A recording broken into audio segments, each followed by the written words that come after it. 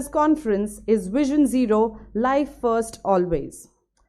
As you all know, that India's road safety sector is at a critical juncture, with the country witnessing over 1.7 lakhs deaths annually due to road accidents. There is an urgent need for collaborative efforts from the government, industry stakeholders, and civil society to improve road safety infrastructure, enforcement, and awareness.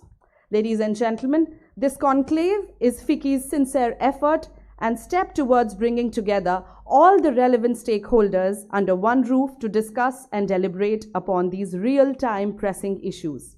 And we are happy to share that today we have all the stalwarts who matter under this roof, whether it's the government, the NGOs, the large corporates, automotive industry, children from schools, educational institutes, startup, think tanks, and youth representatives. Ladies and gentlemen, without further ado, let us begin this program by inviting all the dignitaries on the dais for the very first session. The very first session is centered around grip on speed, critical role of tires in road safety, and it gives me immense pleasure, privilege, and honor to invite our esteemed panel members, starting off with Mr. Anil Chikara, former Deputy Transport Commissioner, Government of Delhi, Mr. P.K. Banerjee, Chief Executive Director, Society of Indian Automobile Manufacturer, SIAM, Mr. Sudarshan Gusain, General Manager, Bridgestone, Mr. Renji Sak, Senior Vice President, R&D Technology, CET, Mr. Sanjay Chatterjee, Assistant Director General, ATMA India, Mr. Manish Ingle, Founder and Executive Director, Treel Mobility Solution Private Limited. Let's have a hearty welcome for all our panel members, ladies and gentlemen. And I would also like to invite our esteemed moderator, Mr. Mihir S. Patil, Associate Director, Transport, Logistics and Mobility, CRISIL Intelligence. Let's have a huge round of applause, ladies and gentlemen, as we welcome our panel members on the stage. The very first session is centered around grip on speed, critical role of tires in road safety. And without further ado, I would hand over to our esteemed moderator. Over to you, sir.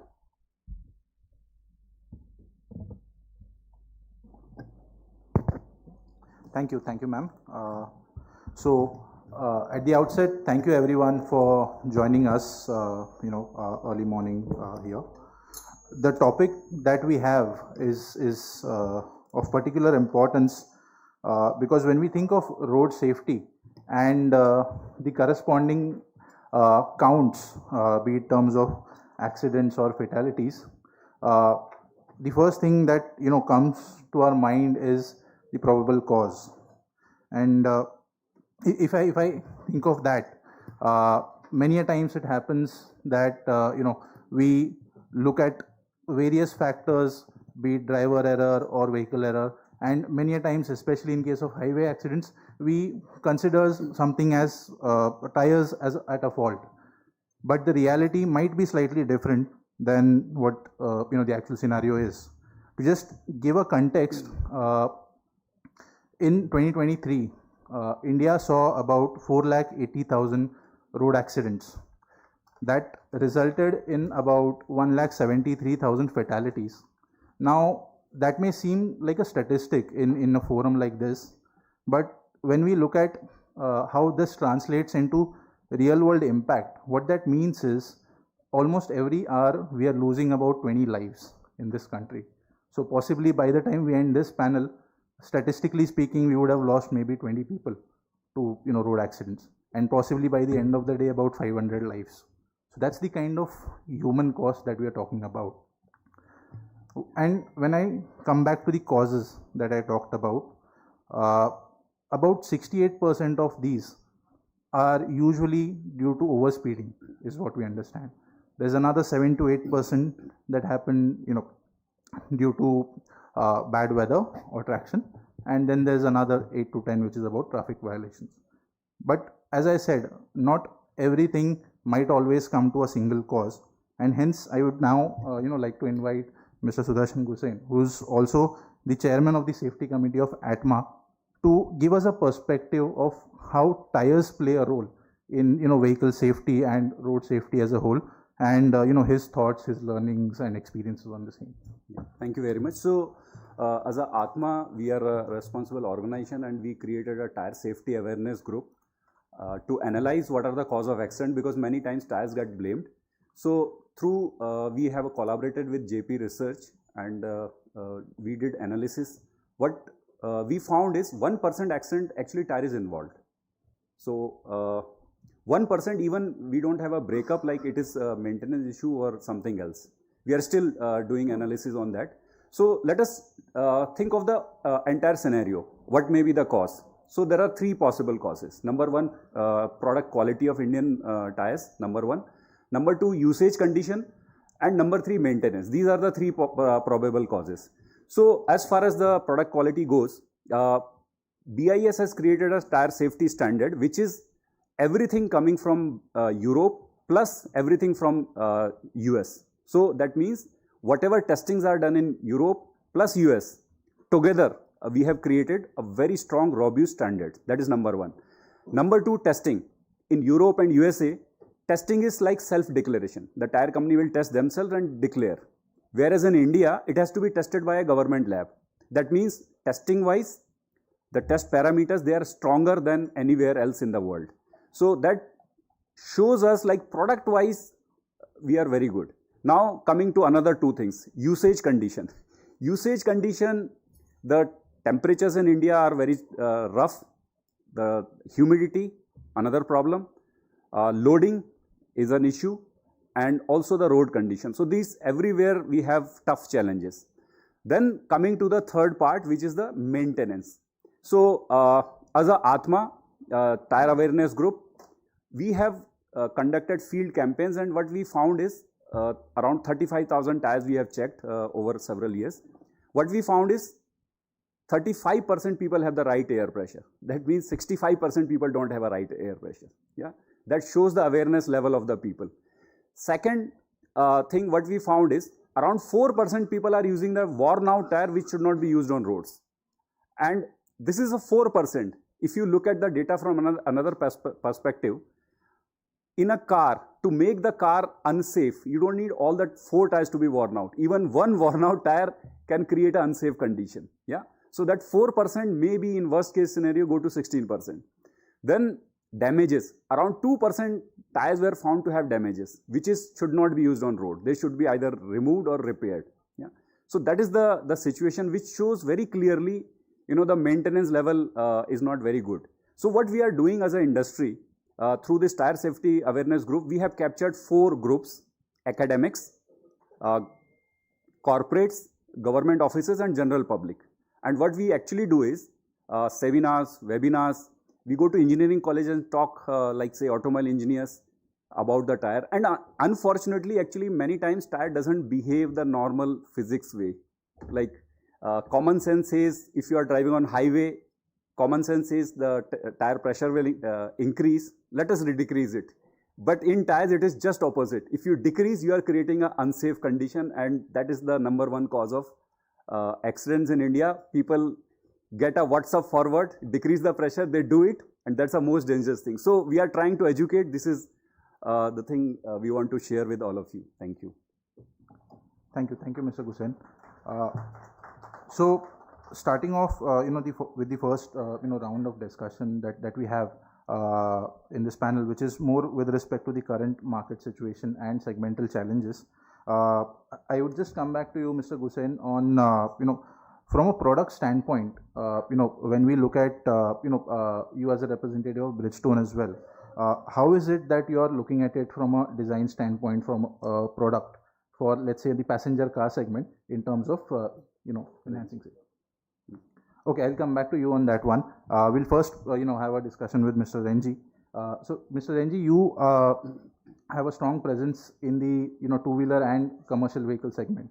So again, on the product standpoint, when I look at the R&D part of it, how different it is when I look at, say, a two-wheeler vis-a-vis a commercial vehicle, and the design considerations, especially when I take safety into consideration, from that standpoint. If you would want to share some thoughts on that. Thanks for the question. Okay, thanks. It's a good question. As you know that CET's purpose is to make mobility safer and smarter every day. So safety is a basic thing and ingrained in everything that we do for the customer, whether it is for with respect to product or with respect to the service. So when we start when we develop a product, the safety starts from the very beginning. For example, some of the parameters like durability or the braking distance it will get extreme importance in our product development, because we want this to be best in class for that product for the given application. So when we start the development, and in Indian context, the intended application and the actual applications can vary. So we need to know what the customer wants, what is the voice of the customer. So continuously we collect the voice of the customer from the market through a structured customer insighting program. And then when we develop, we have a very detailed statement of requirements, which does not limit to the legal requirements, but also we have our internal acceptance criteria, which are much stricter than much stricter than the legal requirement, which ensures the product performs well in the market. So and then finally the product is only when the product meets the internal acceptance criteria that we declare the product is deemed to be ready for release. And these products are actually evaluated in the real condition in the market, or there are some simulations which we can do in-house which replicates the actual condition. So if you compare, for example, if you take the case of a two-wheeler, for a motorcycle steel radial tire for a super bike, the requirement is high speed stability and shorter braking distance, or a good ride and handling of the vehicle. At the same time, if you look at the requirement for a normal scooter, it is it is basically the durability, life and safe braking distance. When you look at the truck tire, and on the other hand, in India, as we mentioned, the truck tires are getting overloaded. We have seen up to 200% overloading if the lift axle is not used in certain applications. So we need to ensure the tires are performing under such extreme conditions also. So when we develop, and also we have an organization structure which ensures we have different verticals for different product category, and we learn from each other, and that's how we bring safety into the product when we release safety into the product. Thanks, Mayor. Thank you, Mr. Renji. Mr. Gosain spoke about the behavior, usage, and maintenance, and also Renji sir mentioned about things such as overloading as a design consideration, which might be there in commercial vehicles. Now, coming to the on-ground scenario or the real-world application, if I come to you, Mr. Chitkara, from your experience as a regulator and a policy maker, what kind of challenges are there when we come to the enforcement of particular regulations, which are there in place, especially when it comes to something like tires, in terms of implementation? Yeah. Thank you, Mahesh sir. As far as Motor Vehicle Act is concerned, so there's one section called 190, and which has provisions of 10,000 as a first offence fine, along with 3 months driving license suspension, because the vehicle which is considered having a tire worn out or damaged condition tires, so they comes under the safety parameters, and unsafe vehicles invites the suspension of driving license along with the fine. And even the enforcement department do have the power to suspend its fitness until unless he replace the tires and come back and show the vehicle having good condition tire. And we also at our inspections or in enforcement drives, so we check the TWI, that is tire wear indicators. So if I can show you the tread, so you will find there is a hole, so it should not be less than 1.6 mm. So this is an indicator which is already available on tires, so that customer can also see that down to this indicator he should not drive. And there was road safety audit when Yamuna Expressway started. So then we found a lot of new things which I'm happy to share with. So that the concrete road is there, and at the concrete road the vehicle spinning is more. So and it is having much heat generated. And if you recall, in 2012 there had been a lot of accidents due to overspeeding and tire skidding. Then we, along with the Maharashtra team and some other government agency and UP RTOs, so we found that this tires are getting heated because of overspinning as well as low pressures. So then we informed to the Noida authorities that you please provide nitrogen gas fillers before the Yamuna Express. And secondly, we also informed that people to use the speed rating. There is a tire symbol or indicator, or that is PQRS. I mean that denotes the what would be the maximum speed. And when we purchase the tire, so we go by price, but we don't see the rating of tire rating. So if we want to drive vehicle at 150, then we are required to have a R or S if it is more than that, or if you are to drive at 100 only, then we can purchase low cost tire. But our people and motorists are not aware of it. They use P tire rating with 150 or more speed. Then there are chances of tire bursting. So this information we started to dissipate to the society, and at this Yamuna Expressway, and that authority, that is a private authority, they have also displayed the same thing. So and public awareness we need, because we are not knowing about, we are concerned about the vehicle I mean servicing or other things, but we don't know what are the requirement of the tire, or what tire says to you that I should be maintained in such a way. So these things along with the collaboration of ATMA and tire industries, this government can inform so that safety can be maintained. Thank you, sir, for your viewpoint. And as it comes across quite clearly, the right kind of usage and maintenance of tires is imperatively important, right? So from that perspective, if I come to you, Mr. Banerjee, from the representation standpoint of OEMs at this forum, how do we see systems like TPMS, getting acceptance, going ahead in the future, considering this important aspect? I mean, do you see consumers, eagerly seeking that, or is it something which is going to be still a push-driven, feature? What's your vision for that going ahead? Thank you very much, and good morning, everyone. First of all, I must compliment FICCI for organizing this very apt session, and SIAM, an apex body of automobile manufacturers, we have a tagline motto: building the nation responsibly.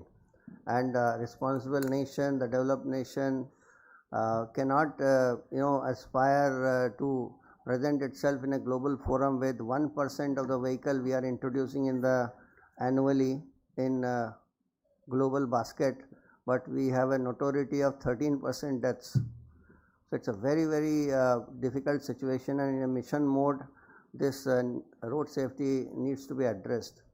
The growth of any nation is directly coupled with the automobile growth, and automobile growth since the time immemorial is actually dependent on the innovative, clever introduction of the wheels, safety, durability, validity and reliability, and that's where comes the importance of tire.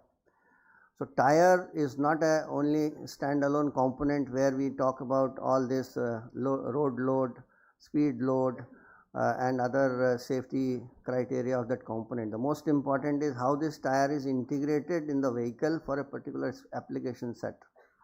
So if you have a two-wheeler application, mining application, truck application, tipper application, car application, high speed sports application, the characteristics, requirement, the integration of the tire with the vehicle and its operating conditions become very important.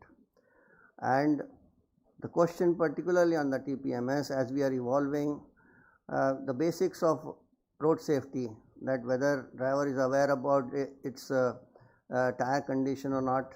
Many times when initially we used to drive, the passenger going on another vehicle will indicate, look, your tire is actually having a puncture.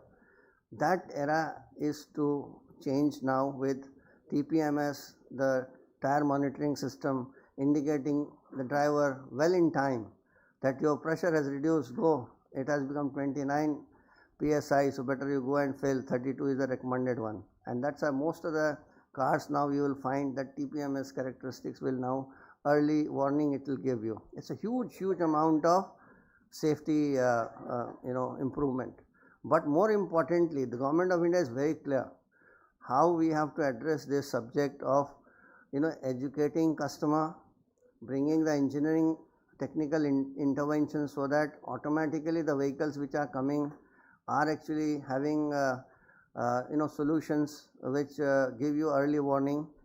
So what Government of India has realized that if your tire is having a less pressure, you are also consuming more fuel. So therefore, corporate average fuel efficiency norms regulation which has come in, there by rule and by regulation, Government of India has said that you will be benefited 2%. If your fuel consumption is X, you have to multiply by 0.98 and you will be benefited. And that has actually given a big fillip to each OEM. And today, for example, Renault, every product, every model has actually TPMS as a mandate. So what you will realize that TPMS is no longer a kind of feature which is being offered. It's a necessity for all of us to give it. And you will very soon forget about EVs. All EVs have TPMS. So as the luxury vehicle, all luxury vehicles have TPMS. So it's going to be kind of a standardized feature, and even it's a kind of safety assist. So I think for OEM, it's given that in a phased manner you will see that TPMS will become in every vehicle as a standard feature. So I think time has come that tire manufacturers have given a best of the best possible affordable, safer solutions to Indian vehicle owners, and mobility has to reach to every nook and corner of the country with the improvement on the road infrastructure, with every villages getting this road, and wherever roads are not there, I think our tire manufacturers are clever enough. People have a tendency to overload. So even in that overload situation, tire has to work well. Where the roads are not good, the bias tires has to play better role. So we are not copy pasting the global technology. Tire manufacturers are understanding the need of Indian operating conditions, Indian customers pocket size, Indian customers requirement, and accordingly they are giving a best to best solution. And obviously tire is not alone. The vehicle without tire is not going to move. So Atma is SIAM's very close partner, and we are moving this particular initiative of creating awareness around the road safety in a big time. On 18th of September, you will see Rekha Gupta ji, Honorable Chief Minister, will be our chief guest in our safety event. So please join. It's in Bharat Mandapam, and I am so happy that FICCI is doing this deliberations, and wish you all the very best. Thank you, Mr. Banerjee. If I now come to Mr. Manish Ingale, so you are a founder of a technology-driven platform, which is specialized on the tire monitoring solutions piece. So I just wanted to understand from you, what is the role that technology can play, especially when it comes to driving safety as a action from the tires perspective through tire monitoring systems and active prevention of incidents. Right. So good morning everyone, and thanks Mihir. So first of all, I think I would thank Banerjee sir to giving and increasing the hopes that every car will have a TPMS. So that's on the business side. So thanks for giving me the better hope in the morning first. So to start with the technology, Mihir, what my experience is, little bit experience I have is the biggest barrier that we are facing around the technology, specifically in the TPMS, is the tendency that we have is kitna deti hai. So cost. So implication of the cost, which is biggest barrier that I can see around this technology, around this solution getting penetrated. For cars, for some of the two-wheelers, yes, it has come as a mandatory, but at Trill, we are taking this as a mission that safety is not a luxury, it's a right. So we should not be limiting it to some of the luxury cars, some of the luxury bikes. So with that mission, we started integrating this right from the two-wheeler to OTR. So fortunately, we got a good chance to work in the industry, and in that, what we did to penetrate this to the customer is other than only focusing on the safety parameter, because even if we are having the discussion before the panel meeting, so safety is very critical, but convincing someone about the safety is another big challenge. So instead we took a different route. What we tried to do is we tried to convince them in their language, kitna deti hai. So we tried to build up an ROI around the solution, a lucrative ROI, attractive ROI, which can give a push. So if I take an example from the commercial vehicle segment, so currently with Trill we have close to 70,000 trucks and close to 23,000 buses which are running with this solution. So initially when we started pitching this particular solution to the market, there was a hurdle because there's a capex intensive. So that's why customer was not ready to put in the capex investment. So we have given some trials, we did some trials. So with that, fortunately, and with very precise work which we did in this, we got to know around 1.2 to 1.3% of fuel economy, which is increased. Not less than 8.5% of tire life has been increased. And roadside, you can say roadside issues or tire scrap rate has been reduced by 80%. So just to give an example of the DTC buses, so currently all the DTC buses which are running are fitted with the TPMS for the JBM electric buses. So the earlier scenario was the bus used to come back to the depot 11:30 in the night, and the first bus used to move around 5:30 in the morning. So that poor guy has to check all the tires, all the buses in that 4 hours. So his strategy was very simple: take a stick, start running, hit every tire he can see. And that sound gives him that it's exactly 125 psi, and he is used to rely on that. The second portion, take a coin out of your pocket, put that coin inside. If you can see the head of the lion, your tire is good. If your head of the lion is burned into the tire, is okay. And then that's how they used to decide the trend. So this is what the trend we used to see, but now the trend has been changed. What we did is this: all buses are fitted with the TPMS. Night 2 o'clock, one report runs in the dashboard. The guy only need to attend 5 to 10 tires in a night which are having problem. 2 a.m. reason, when bus comes inside, it's a heated tire. Due to the Pascal phenomenon, pressure is already increased, so he will not get the actual RCI. So 2 a.m. he gets the exact value. So first is human effort has been drastically reduced. Second, it has become to the accuracy. And the third and major part is on-road failure. It's about the not only buses but the trucks also. On-road failure is drastically reduced. And then safety is very, very important. I am proud to say that till now in the car segment we have close to 400,000 cars. I personally attended 20 calls from the customer who said that there were a critical scenarios in which it gave me an alert. I stopped my car, and then it got, so approximately it crossed 50-55 psi with 67-65 degrees temperature. They stopped the car. They start giving the alert immediately. So that's how I'm proud to announce that we are personally working on that mission also. In truck segment, another same thing, the tire burning issue due to the heat built up. And then pressure is the only culprit that we say, but the heat built up is again one more critical scenario that we need to look at. So in loaded scenarios, in the road conditions and the speed, the time to delivery, that all is forcing drivers to push the pedal, and that is generating the lot of heat, and the dissipation is not that properly happening because we have an ambient temperature scenario.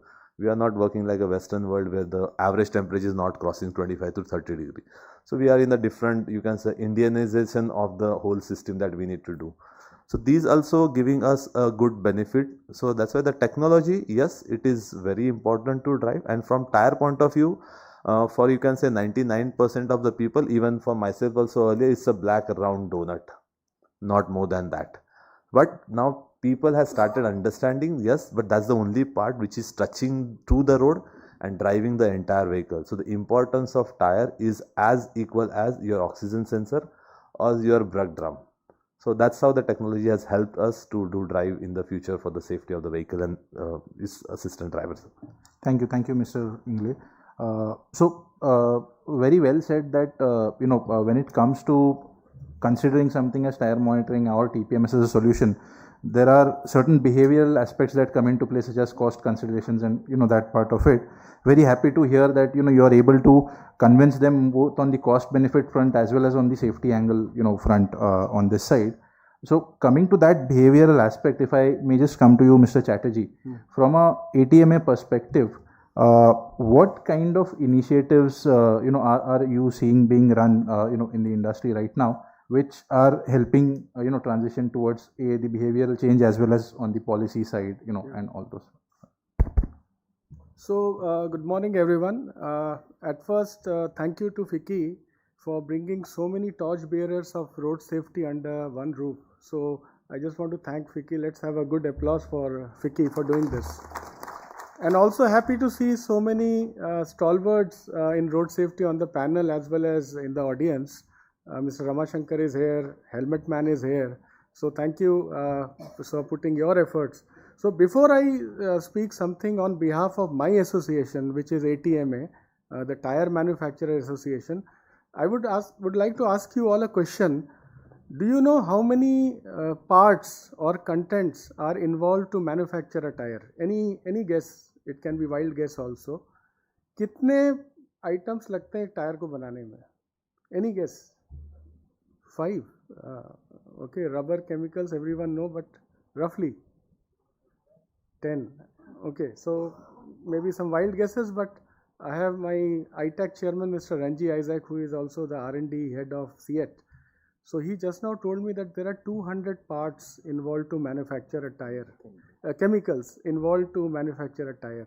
So tire is कोई भी चीज़ गोल या round है वो tyre नहीं है. It's a highly complex product and बहुत ज़रूरी item है एक व्हीकल के लिए, चाहे वो कमर्शियल व्हीकल हो, चाहे वो एक कार हो या टू व्हीलर हो. I think I am from the tire industry, but I will say as a road safety torchbearer that tire is one of the most key content to manufacture a tire. This is first point. Second point, in India we make good tires. We should be proud of that. Mr. Banerjee is here. I am part of the localization group of CM. We work very closely with CM, and I am very proud to say that the total requirement of tires, almost 5 million cars were made last year, approx. 99.5% tires are made in India. So we are Atmanirbhar in tire industry. So that's the second good point. The third point is safety standards and the performance standard. So our tires are compliant for safety standard. अब safety का नाम आता है, BIS का नाम आता है. So our tires are all BIS marked for safety. But the new generation standards are performance standards. What are those? This is road noise, wet grip, and rolling resistance. For this, we have AIS 142. So we are compliant for safety, and we are also compliant to performance. And now, for the awareness of that, another agency of government, BEE, is bringing star rating. So you will soon see the star rating of the tire, like you see in the refrigerator or the air cons which you buy, there are rating 1 star, 2 star.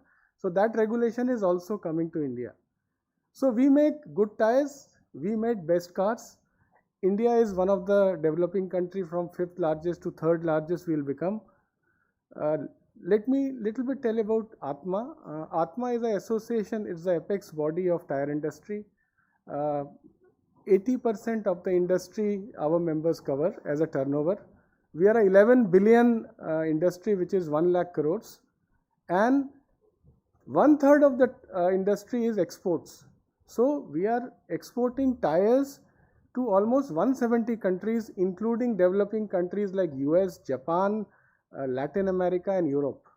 And SIAM figures last year, 7 lakh vehicles were exported outside India.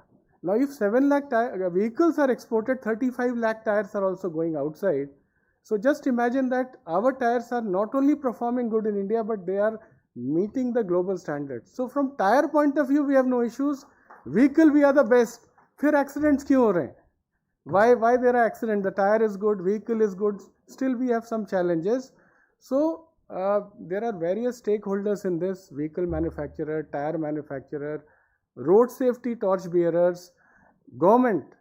So this is all stakeholders, but I take care of tire care from the tire point of view for the road safety, and our chairman Mr. Sudarshan Gusai is heading the Atma, the association tire care and road safety as a mission. Why I say mission? Because Mr. Ramashankar is here. He says that road safety and tire care is not just an activity, it's a mission. It's like a national mission. Now vehicles are good, tires are good, then why road accident? So what we in Atma ITAC is our technical arm. What we do, we work on a project which we call it AACDP. So AACDP, what is A? First A is for awareness. We create awareness among end users. Second is academia. We go to school, colleges, we educate graduates who are future drivers, and we educate the children also that tell your father to put seat belts, don't drive fast. Basic knowledge we give for tires. Third is commercial vehicles, because we should understand that taxi segment and truckers are a big segment, and for a truck the tire cost is very high. So how to maintain that? We go to Transport Nagar, we go to taxi stands, and we do campaigns. Finally, government asks us, "Aapne ye sab kar liya, data kahan hai?" So we work on data collection. We do tire fitments on highways. We go to the parking lots. We check the data, collect that scientific data, and give it to the government. And after analyzing that, it is not the tires. FICCI has called the subject as critical role of tires in road safety. I will call it critical role of tire usage in road safety. So let's use that word usage, like a behavior change, which most of us we call it. And last P is the policy advocacy, where we, with this scientific data, go to the government and ask them, please help us to make some regulation, which I'll come in my next round of questions what we do. So this is what we do, and we work on 4 criterias, and these are very easy words. We call it PART. P is for pressure. Just check your pressure, whether it is as per the requirement or not. आपके vehicle के दरवाजे में sticker होता है. I don't know whether you have seen it or not, but please see it. Like for the fuel, you have a sticker in your fuel area. There is one sticker what kind of fuel is okay for your vehicle. Same for the air pressure, there is a sticker on the side wall of the door. We just see that. So first is P, which is pressure. Second is alignment. Please check your vehicle alignment every 10,000 kilometers, which will give you a better tire life. And R is for rotation. Do the rotation of the tires, which will also help your tire life and mileage. And last is tread wear. So with this, I would like to say that we as Atma ITAC, we take it as a mission for educating customer and change the behavioral attitude of a person, that how they can consider tire also as an important part for tire care and road safety. Thank you. Thank you, Mr. Chatterjee.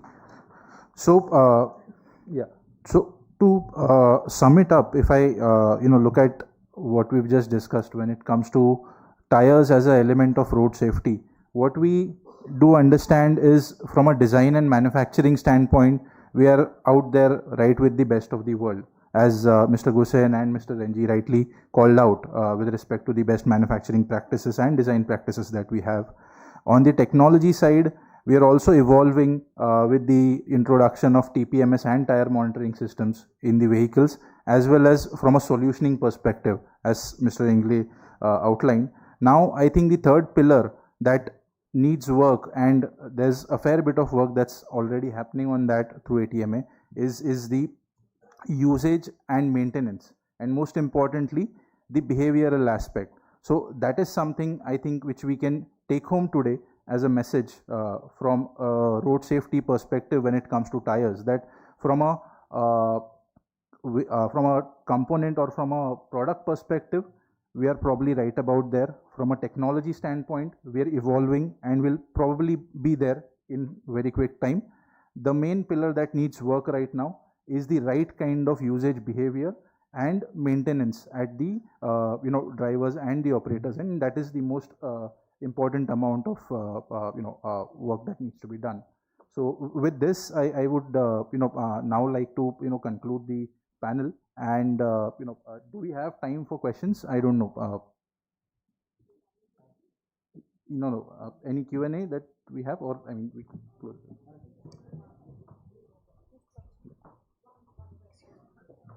Okay, I think we don't have time for Q&A because the next session is about to start. But I think on these thoughts we can end this panel on the product, technology, and the usage behavior part of it.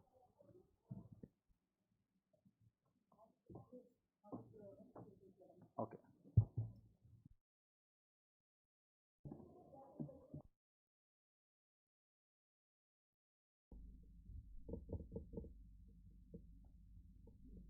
Indeed, a brilliant session that we just witnessed. Let's have a huge round of applause, ladies and gentlemen, for our panel members and our moderator. So before we move on to the next session, may I please invite our panel members to please rise up for a group photograph, and meanwhile we'll also have the quiz. So since we at FICCI believe in knowledge sharing and creating awareness, we have a little quiz for all of you. And I request all of you to please participate for this. It's a very easy question that I will start off the quiz with. Which was the first road safety policy established in India? The very first road safety policy that was established in India. And whosoever gives the right answer gets a gift as well. Any guesses? Sundar Committee. Not the right answer though.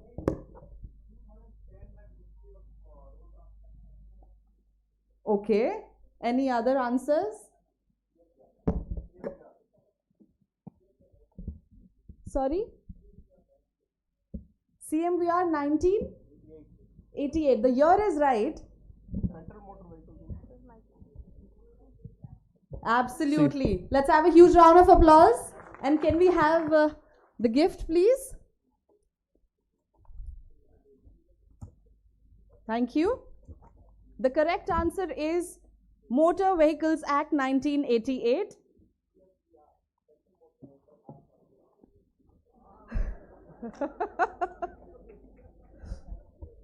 I request all our panel members to please take their seats. The next question, as per the Ministry of Road Transport and Highways, what is the primary cause of road accidents in India? Overspeeding. Overspeeding. But so it has to be, you'll have to raise your hands and then answer. So many hands I can see here. Okay, let's move on to the next question. Which Indian city became the first to launch an AI-powered traffic management system to improve road safety? You'll have to raise your hands. Okay, I see the sir in the center.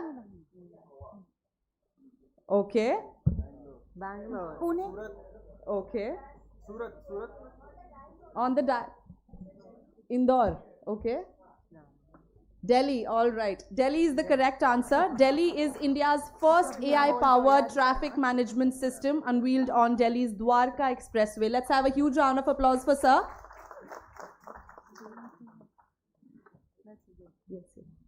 Okay, so one last question before we move on to the next session. What is the target year set under the UN Decade of Action for Road Safety to reduce road traffic deaths by 50%? 2030. 2030. 2030. We had to raise our hands, right? We had to raise our hands. Okay, so 2030 is the correct answer, but all of you gave the answer. So a huge round of applause for all of you, but no gifts though. All right. So ladies and gentlemen, just a minute. So ICICI Lombard is our sponsor for this quiz competition in collaboration with FICCI, and ICICI Lombard's road safety program stands as a powerful example of how corporate responsibility can drive change. This initiative goes beyond spreading awareness as it translates intent into real impact. Over the years, more than 10 lakh children and parents are made aware of the importance of road safety, with over 6 lakhs ISI marked helmets have been distributed. So on that note, let's have a huge round of applause for ICICI Lombard and FICCI, and as well all the winners. So with that, I would like to thank our esteemed panel members and our moderator. Thank you, sir. I request all of you to please. Thank you. Let's have a huge round of applause, ladies and gentlemen. Moving on, I request everyone to please be seated as we will be starting off with a very interesting, innovative and creative section of today. And this is going to be the Nukar Natak on road safety awareness. I request everyone to please settle down, take your seats. We shall be starting off with the Nukar Natak in a minute from now.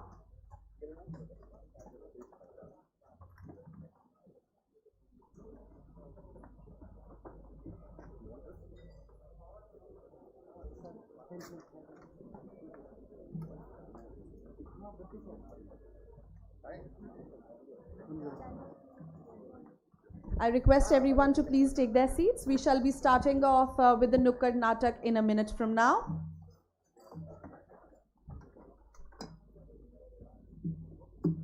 So ladies and gentlemen, to spread the message on road safety in a simple yet creative and impactful manner, students of Bal Bharti School GRH Marg will present a Nukar Natak focused on safe roads. Through their creative expressions and spirited performance, these young voices will underscore the importance of awareness, responsibility, and adopting safe practices on the roads. Ladies and gentlemen,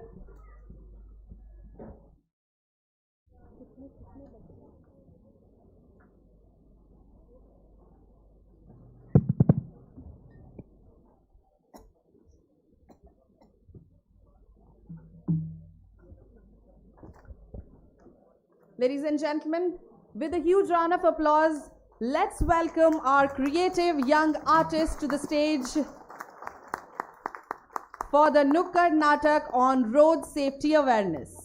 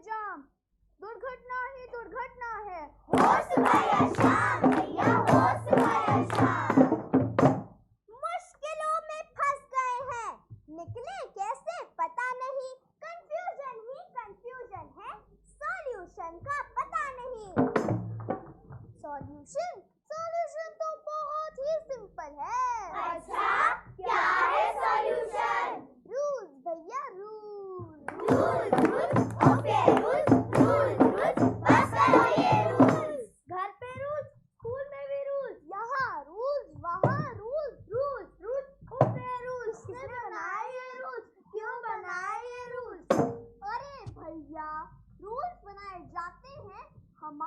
सुरक्षा के लिए, हमें नुकसान और दुर्घटना से बचाने के लिए। अच्छा, फिर तो अच्छे हैं ये रूल्स।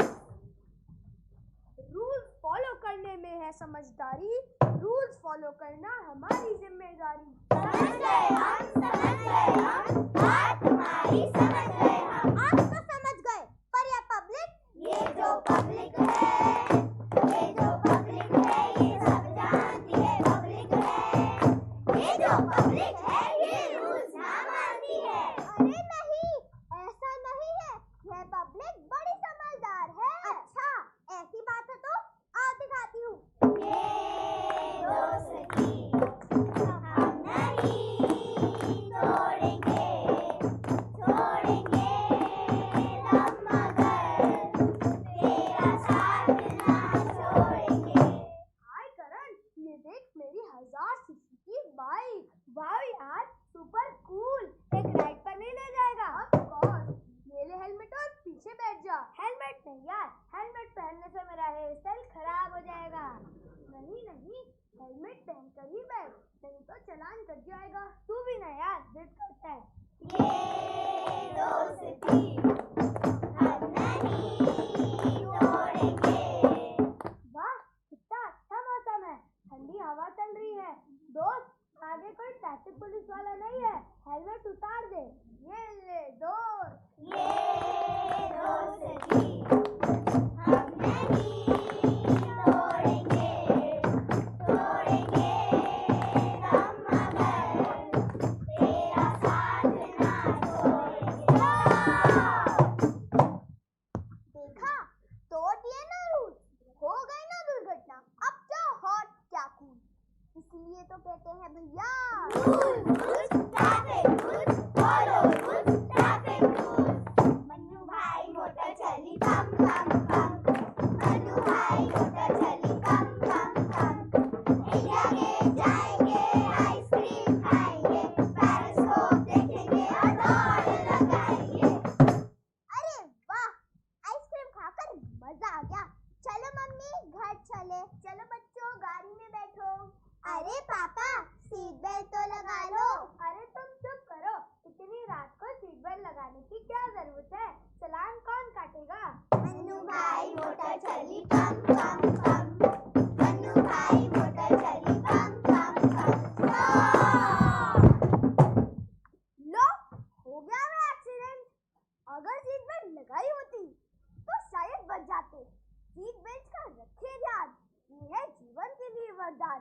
इसीलिए तो कहते हैं भैया, rules traffic rules follow, rules traffic rules.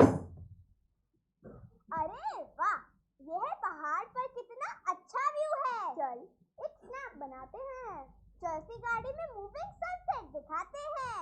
सूरज हुआ मध्यम, चांद निकलने लगा, आसमां ये है क्यों पिघलने लगा। मैं ठहरा रहा, कभी चलने लगी। अरे ये क्या, गाड़ी मेरी गिरने लगी।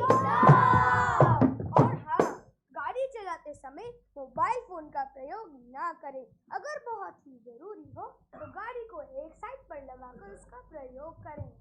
पर हाँ, जरूरी नहीं कि हर ट्रैफिक रूल सिर्फ गाड़ी वालों के लिए जरूरी है। कुछ रूल्स और कुछ बातें आपके लिए भी जरूरी है। जैसे रोड क्रॉस करते समय दाएं, बाएं और फिर दाएं देखकर रोड क्रॉस करें।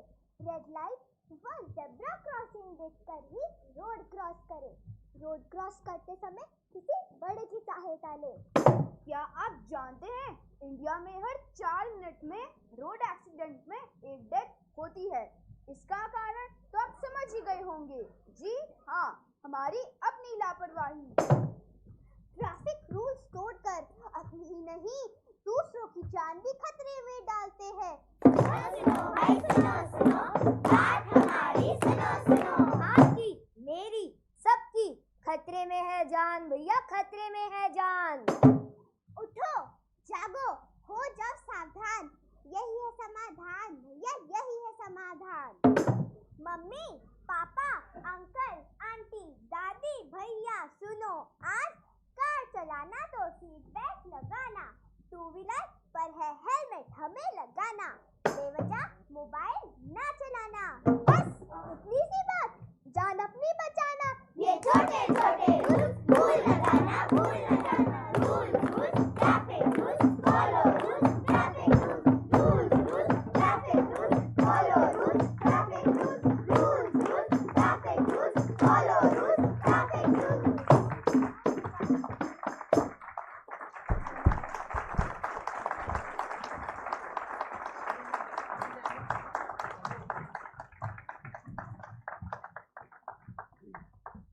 यही है समाधान भैया, यही है समाधान, rightly pointed out by these young budding artists.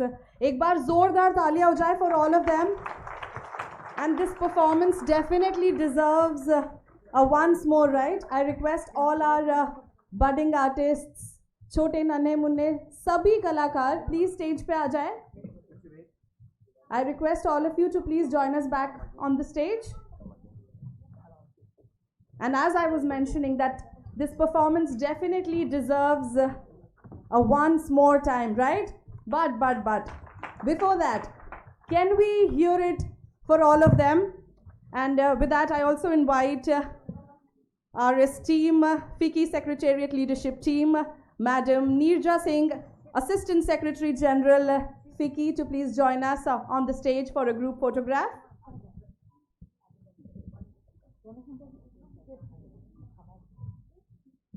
I also invite Madam Komal Sharma, Additional Director, FICCI, to please join us.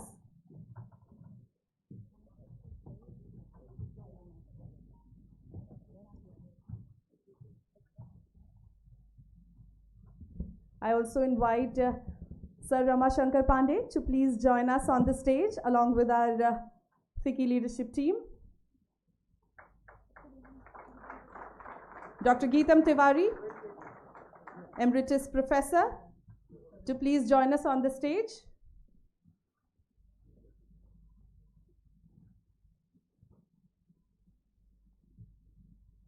Thank you.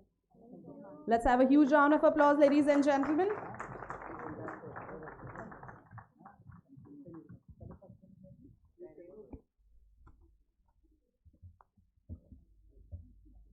Thank you. So, ladies and gentlemen, before we move on to the next session, there is a quick parallel session announcement. For all those interested in our parallel session, which is the special session 2,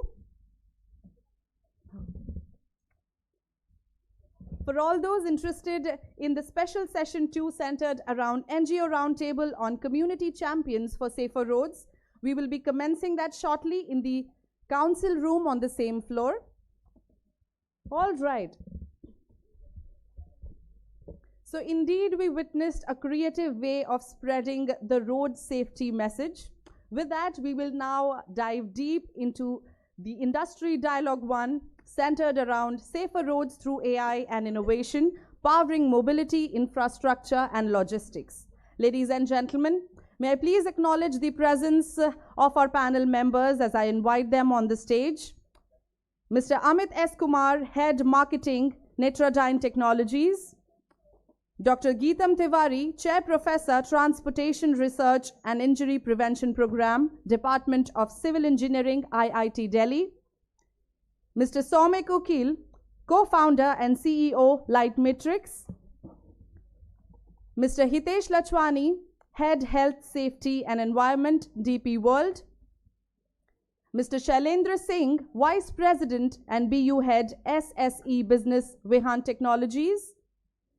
Mr. Raham Shastri, CEO and co-founder, DriveU. I invite our esteemed panel members to please join us on the stage.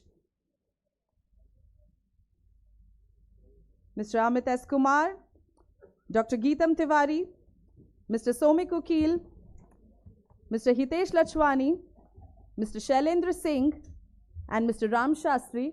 Let's have a huge round of applause, ladies and gentlemen, as we welcome our esteemed panel members on the dais. And it gives me immense pleasure to invite our esteemed moderator, Mr. Navneet Kumar, Associate Director, Transport, Logistics and Mobility, Crisil Intelligence. Hearty welcome, sir.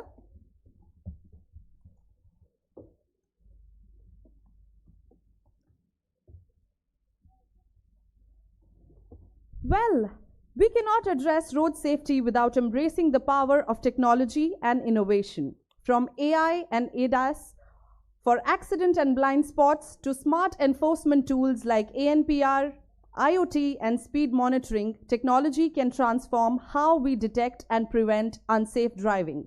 And ladies and gentlemen, this session will explore how innovations from driver behavior analytics and tech-enabled training to safer fleet practices and collaborative cross-sector partnerships can be integrated into urban design and logistics to build a safer, more compliant mobility ecosystem.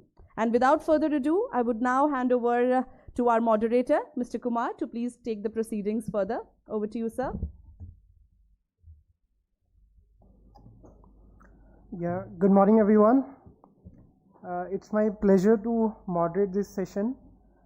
So, I would just like to mention that in this day and age, road safety is no longer about better roads and strict enforcement. Rather, it's a union of design, technology, and human behavior. With tools like AI, ADAS, IoT, ANPR available with us, we can predict accidents and we can also monitor driver behavior on a real-time basis. But technology is not enough. We also need to incorporate innovation in our urban road design. We also need to incorporate a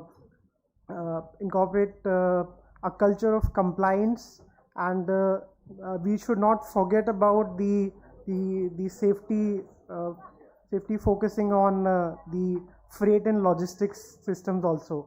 And for that, we need a collaborative ecosystem which should take into account the perspectives of all the stakeholders on board. And we have eminent panel members together with us today. So we'll hear those perspectives, and we'll try to see that what good things we are doing and what's the road ahead in terms of usage of AI for incorporating in road safety. Yeah. So with that, I would like to straight dive into the discussion. So first, Mr. Kumar, I would like to start with you. So given Netradine's focus on AI-powered fleet safety and driver coaching, we would want to understand from you that how can AI-powered fleet safety solutions like yours can just move beyond monitoring and actively influence driver behavior to prevent accidents before they happen?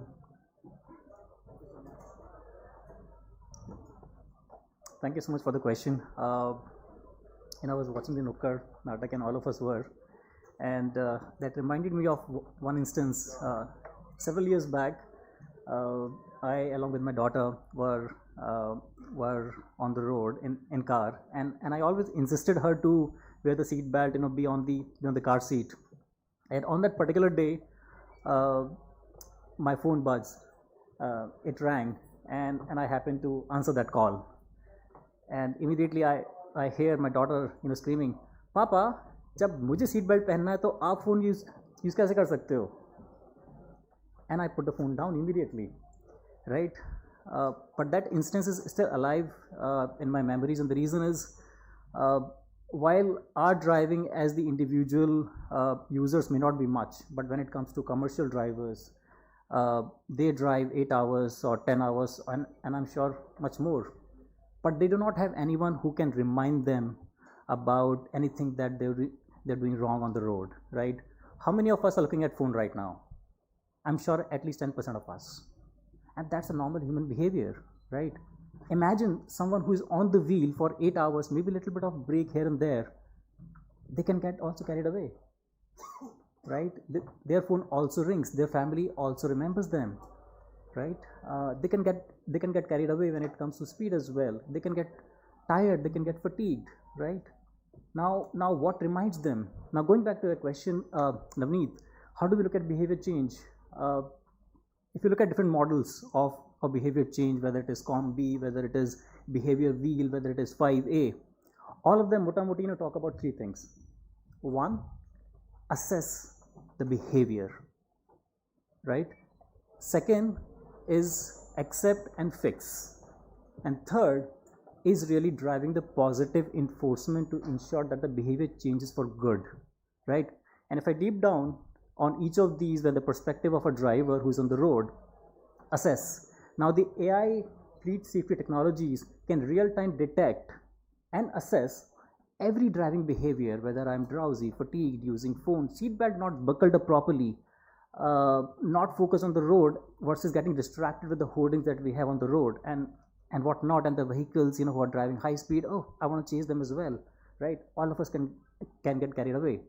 So they may not have their daughter or the family members to remind, but the technology can remind real time without any biasness, without getting tired, because technology does not understand whether you are influential or you are non-influential. You're just a driver for them, right? So assess is the first thing through technology, really evaluating and assessing every behavior. Second, fixing it and accepting it. Now, identifying the problem is not the end of it. Now you have to fix it as well. Now these technologies can really alert the driver real time. Hey, you look drowsy, pull it over. You're overspeeding, slow down. You're drowsy, you're using phone, you're distracted, right? That works as a co-pilot in the vehicle real time. Imagine, we don't have to imagine, in fact, India has got 64 lakh kilometers of road network and 80,000 traffic cops. It is humanly impossible to have the stick, which is the cops, available all throughout the road network that we have, 64 lakh kilometers, including national highways, state highways, villages and whatnot, right? The only solution that we can think of is having a solution inside the vehicle, right? We heard about about the tire this morning, TPMS, right? Every vehicle has the technology, will have that at some point, right? Similarly, a tech like this can become a game changer. Now coming to third, which is, okay, you have identified the problem, you have also used a stick approach to by alerting, by reminding, but then how do I change the behavior for good? You also recognize the good behavior. Remember, all of us were in school and probably may still hold good, right? If our boss, and my boss is right here, if our boss, reminds you, hey, do this, do this, do this, do this, right? I may do it whenever he's around, I may not do it when he's not around, right? So how do you bring the carrot element to it? And that's only possible when you appreciate the good behavior as well. And that's what the new age technologies, can really make a difference. The AI road safety and driver monitoring systems, are addressing all of it, because it is very easy for us to say that, hey, government should do something. But what are we doing? That's what the kids spoke about, right, earlier. So it is our responsibility, and I think there is a lot that the tech can drive. Yeah, thank you, Mr. Kumar, for sharing those insights. We'll come back to maybe a way forward around that. But yeah, so I would now speak to Mr. Singh. So, sir, with your expertise in intelligent traffic management surveillance, we would want to understand from you that how can we leverage technologies like ANPR and IoT, not just for enforcement, but also as a proactive tool to understand and predict accident patterns on our road? Yeah, thank you, Mr. Navneet. So we have been continuously deploying the AI-based technologies across the road safety. So I am glad to share that this first AI ITMS implementation at Dwarka has been deployed by us. So that is our AI-based solution. So apart from the conventional techniques of traffic enforcement, what has been being used in the cities was primarily the traffic enforcement for detecting the offenses and the violators and raising challans. But apart from that, basis the latest guidelines and policies from MOT, we have deployed a couple of more AI use cases for traffic incident detections. Whatever incidents are happening on the roads, which may lead to accidents in future. So the use cases like the fallen objects on the roads or the slow speeding. So over speeding, we are generating challans. But slow speeding or stopped vehicle on the roads are also a cause which can lead to accidents in future. So with the help of integrating these multiple technologies together, So the ANPR based technology is primarily detecting the vehicles and the various offenses or violations being done by them, and the ATCC sensors or other IoT sensors, which provide us a lot of information around the kind of traffic movement, the pattern, the congestion, the other obstacles or hindrances on the road, which may lead to accident. If we connect them together, it can help us to understand the trend. So I'll give you a very basic example we are facing nowadays with the problem of waterlogging across Delhi NCR, or in fact across the country.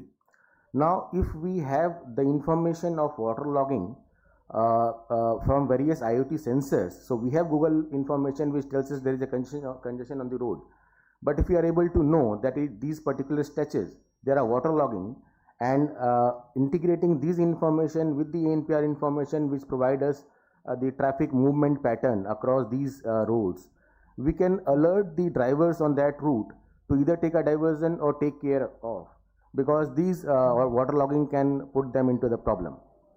The same way, if we can integrate the weather-based IoT sensors and let's say the over-speeding vehicles, it can give us a pattern that these stretches during the night time the truckers are moving fast, and due to bad weather there could be accident. Again, if we look at the data provided by various sources, we will find that most of the fatalities, around 40 to 45% fatalities, are on the two-wheelers, and the second most fatalities are on the four-wheelers. But primarily the accidents are being caused either by the heavy vehicles or by the four-wheelers, and the poor people are getting into these fatalities. So if you are able to create a pattern that whether because of not wearing helmet or because of taking a wrong direction driving, accidents are happening, and we can identify these stretches, identify the corridors wherein such accidents are happening, we can take three steps. One, we can use the VMDs to alert the drivers on the roads. We can increase the police patrolling on these corridors, and we can make some policy changes which can you can say deter non-following the traffic rules and try to reduce these road fatalities. So there are various such means and ways on which from the technology side we are integrating one technology with other. Through various other initiatives, we have also integrated the ANPR system with GST portal. We have integrated this ANPR database with Vahan. If we can also integrate these systems with, let's say, Sarthi, which is again part of M-Parivahan, we can have the driver information also apart from the vehicle information who are doing violations. And then various SOPs can be created which can help us reduce the road fatalities and road accidents. Thank you. Yeah, thanks a lot, sir, for sharing those insights. So we have heard from Mr. Kumar about the AI-powered fleet safety. We have heard from Mr. Singh about the intelligent transport management system. So let's look from another perspective. So I would want to come to Mr. Shastri. So, sir, given that DriveU is a service providing on-demand drivers, we would want to understand from you that what specific technologies or data analytics do you use to ensure that drivers on your platform maintain the highest safety standards? Thank you. Good morning, everybody. So DriveU, as you know, we provide on-demand drivers, and the most important thing for us is safety and security of our customers who are car owners. So what we starting from onboarding the drivers, we take that very seriously. After the background verification is done, we actually test the driver's skills, see how they can drive, and only after they do and they pass, then they become a driver on our platform. So that's one of the things and then we teach them the compliance, the road safety. We let them know that it's very important to how to drive and not be in a hurry and so on. We do that as a formal, normal process. From a data analytics perspective, what we do is every trip that the customer is taking using our driver is monitored through GPS tracking, and we track that data information and we save it. And we have the incentives and disincentives for the drivers for good behavior and bad behavior, so that we encourage them to do better. And on the AI-driven tools that's of importance here or interest here, we are actually piloting the driver behavior on a real-time basis. We actually look for hard acceleration, hard braking, driver swerving faster, and in real time we are trying to provide information back to the driver and say, slow down, drive carefully, and so on. So by doing this, we are hoping that there will be less accidents and less possibility of injury for our customers and others in the field. Yeah, thank you so much.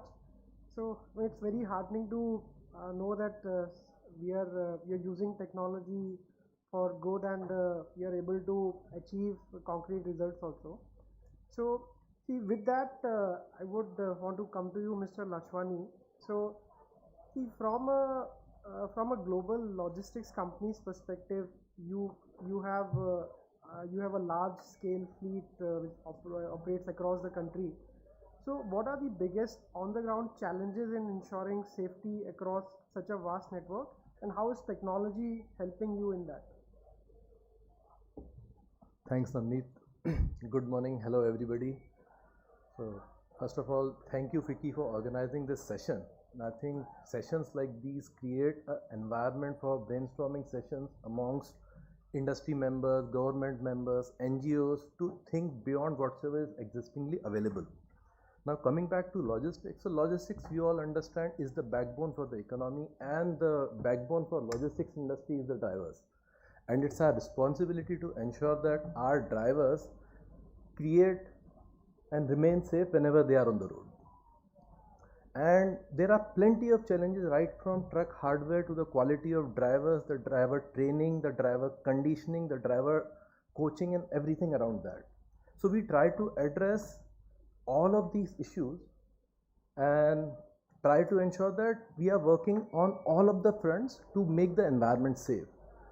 To focus more on the technology front, we are continuously working with the OEMs to look for various technological options to make the hardware safer. For example, whichever trucks now we are buying, we ensure that it has the tail guarding mechanism available, so that the blind edges, especially on the rear side of the truck, are completely covered.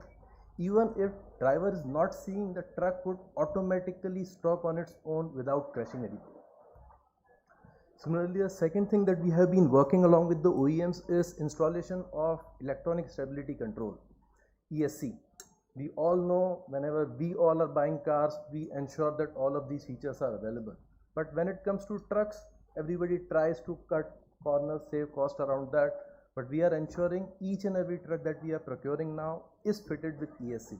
That ensures that even if there are behavioral concerns and driver makes an error, judgmental error or whatsoever it is, the rollovers won't happen. We understand rollover has a potential of fatality or multiple fatalities. Then we are also as of now working to include IVMS in vehicle monitoring system along with the ADAS systems in all of our truck fleets. Very similar to I think what Amit already elaborated in detail, that will help us have a visibility what good and bad is happening when drivers are on the road. That will help drivers to proactively know when they are doing good, when they are doing bad. In case they are fatigued, they can take rest. And we will be ensuring that all of this data is being analyzed, reviewed in real time. And in case there is some problem that needs immediate attention, to which driver immediately is not responding on his own, we from our control room on proactive and in live environment will be able to intervene and perhaps ask him, stop, you are not good.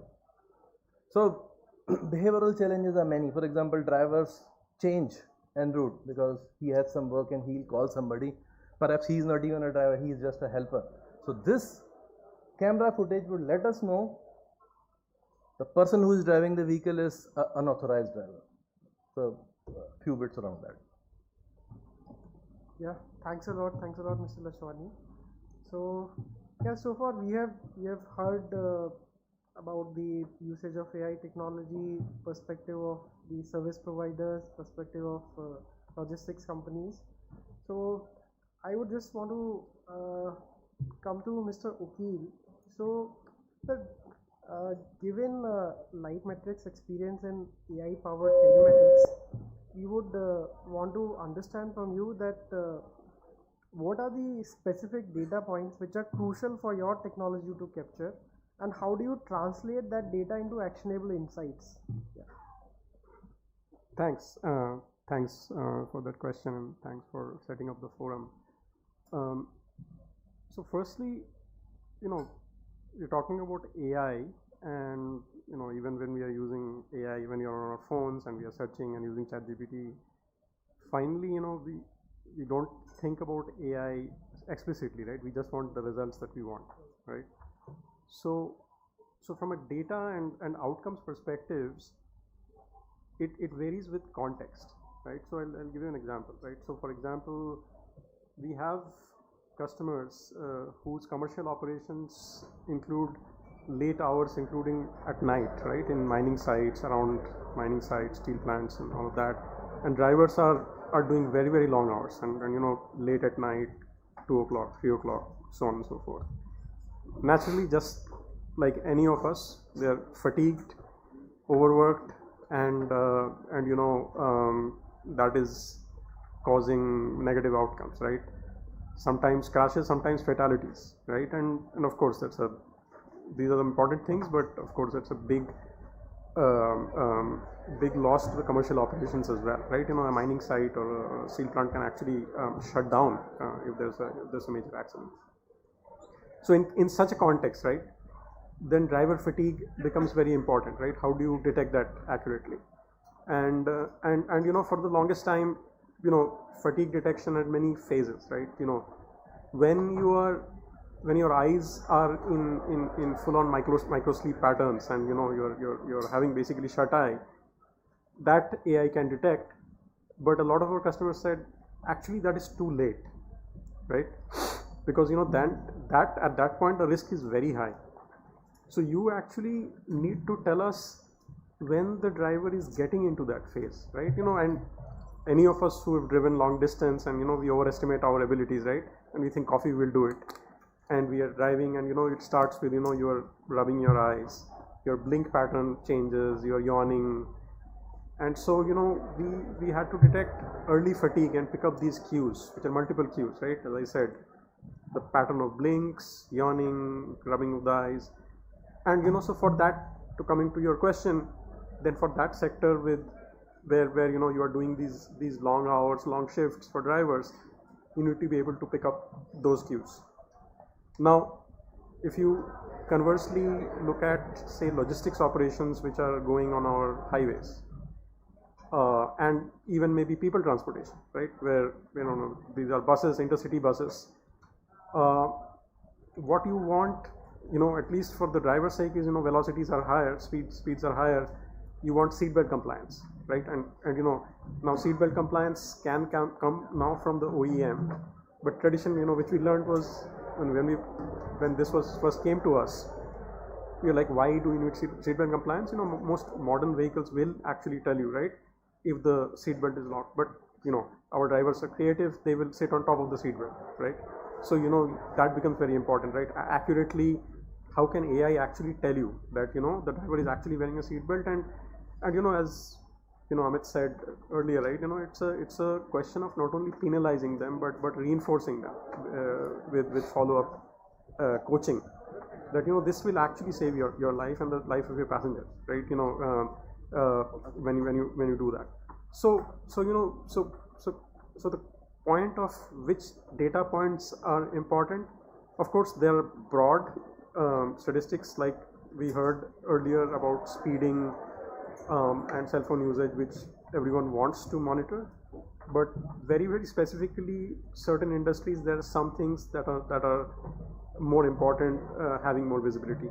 So the technology has to kind of evolve to kind of give a 360-degree view to an operation, right? Like Hitesh mentioned that if you have a control center, you need to make sure that the solution that you have to kind of have to monitor your vehicles and your drivers gives you that comprehensive view.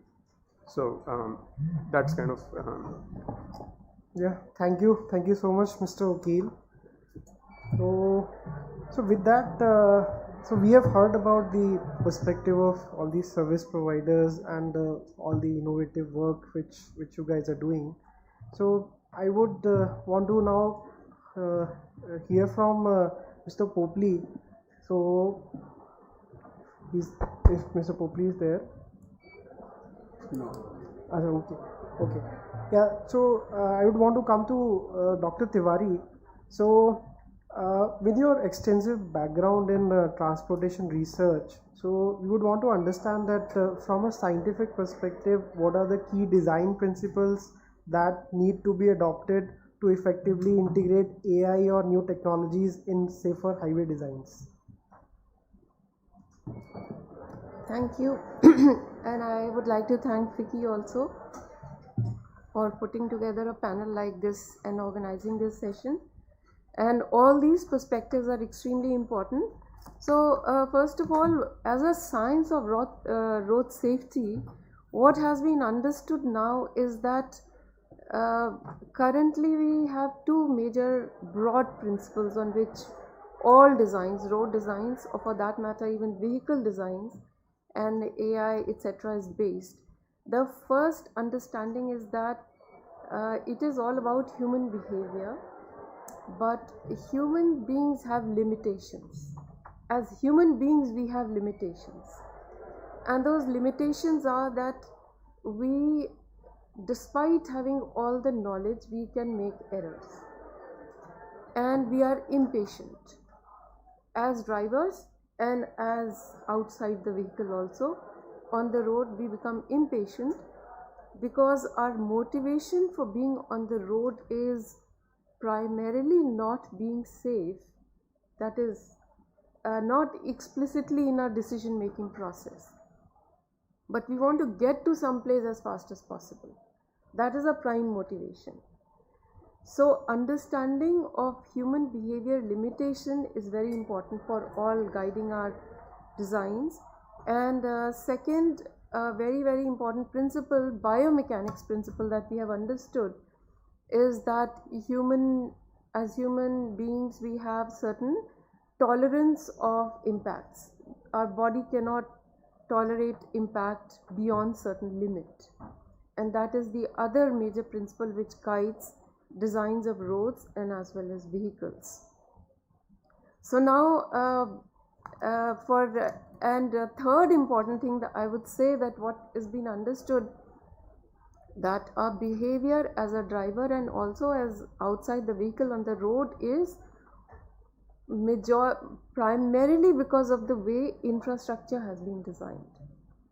If we design a straight wide road, then you put a speed limit sign as 30 kilometers per hour, the driver will not drive at 30 kilometers per hour. The driving behavior is because of the feedback that a driver gets from the infrastructure while driving, as well as from the vehicle. And the modern vehicles are very comfortable. There is hardly any vibration inside. So you can go at very high speed and you don't realize at what speed you're driving, and you feel comfortable. And straight road encourages you to drive fast because that's what you see in your peripheral view. So now, based on the second principle, human tolerance, that is what we use actually to design our infrastructure. And why we say that in urban roads we cannot have speed limits beyond 50, it is not to do with vehicle technology, it is to do with human tolerance.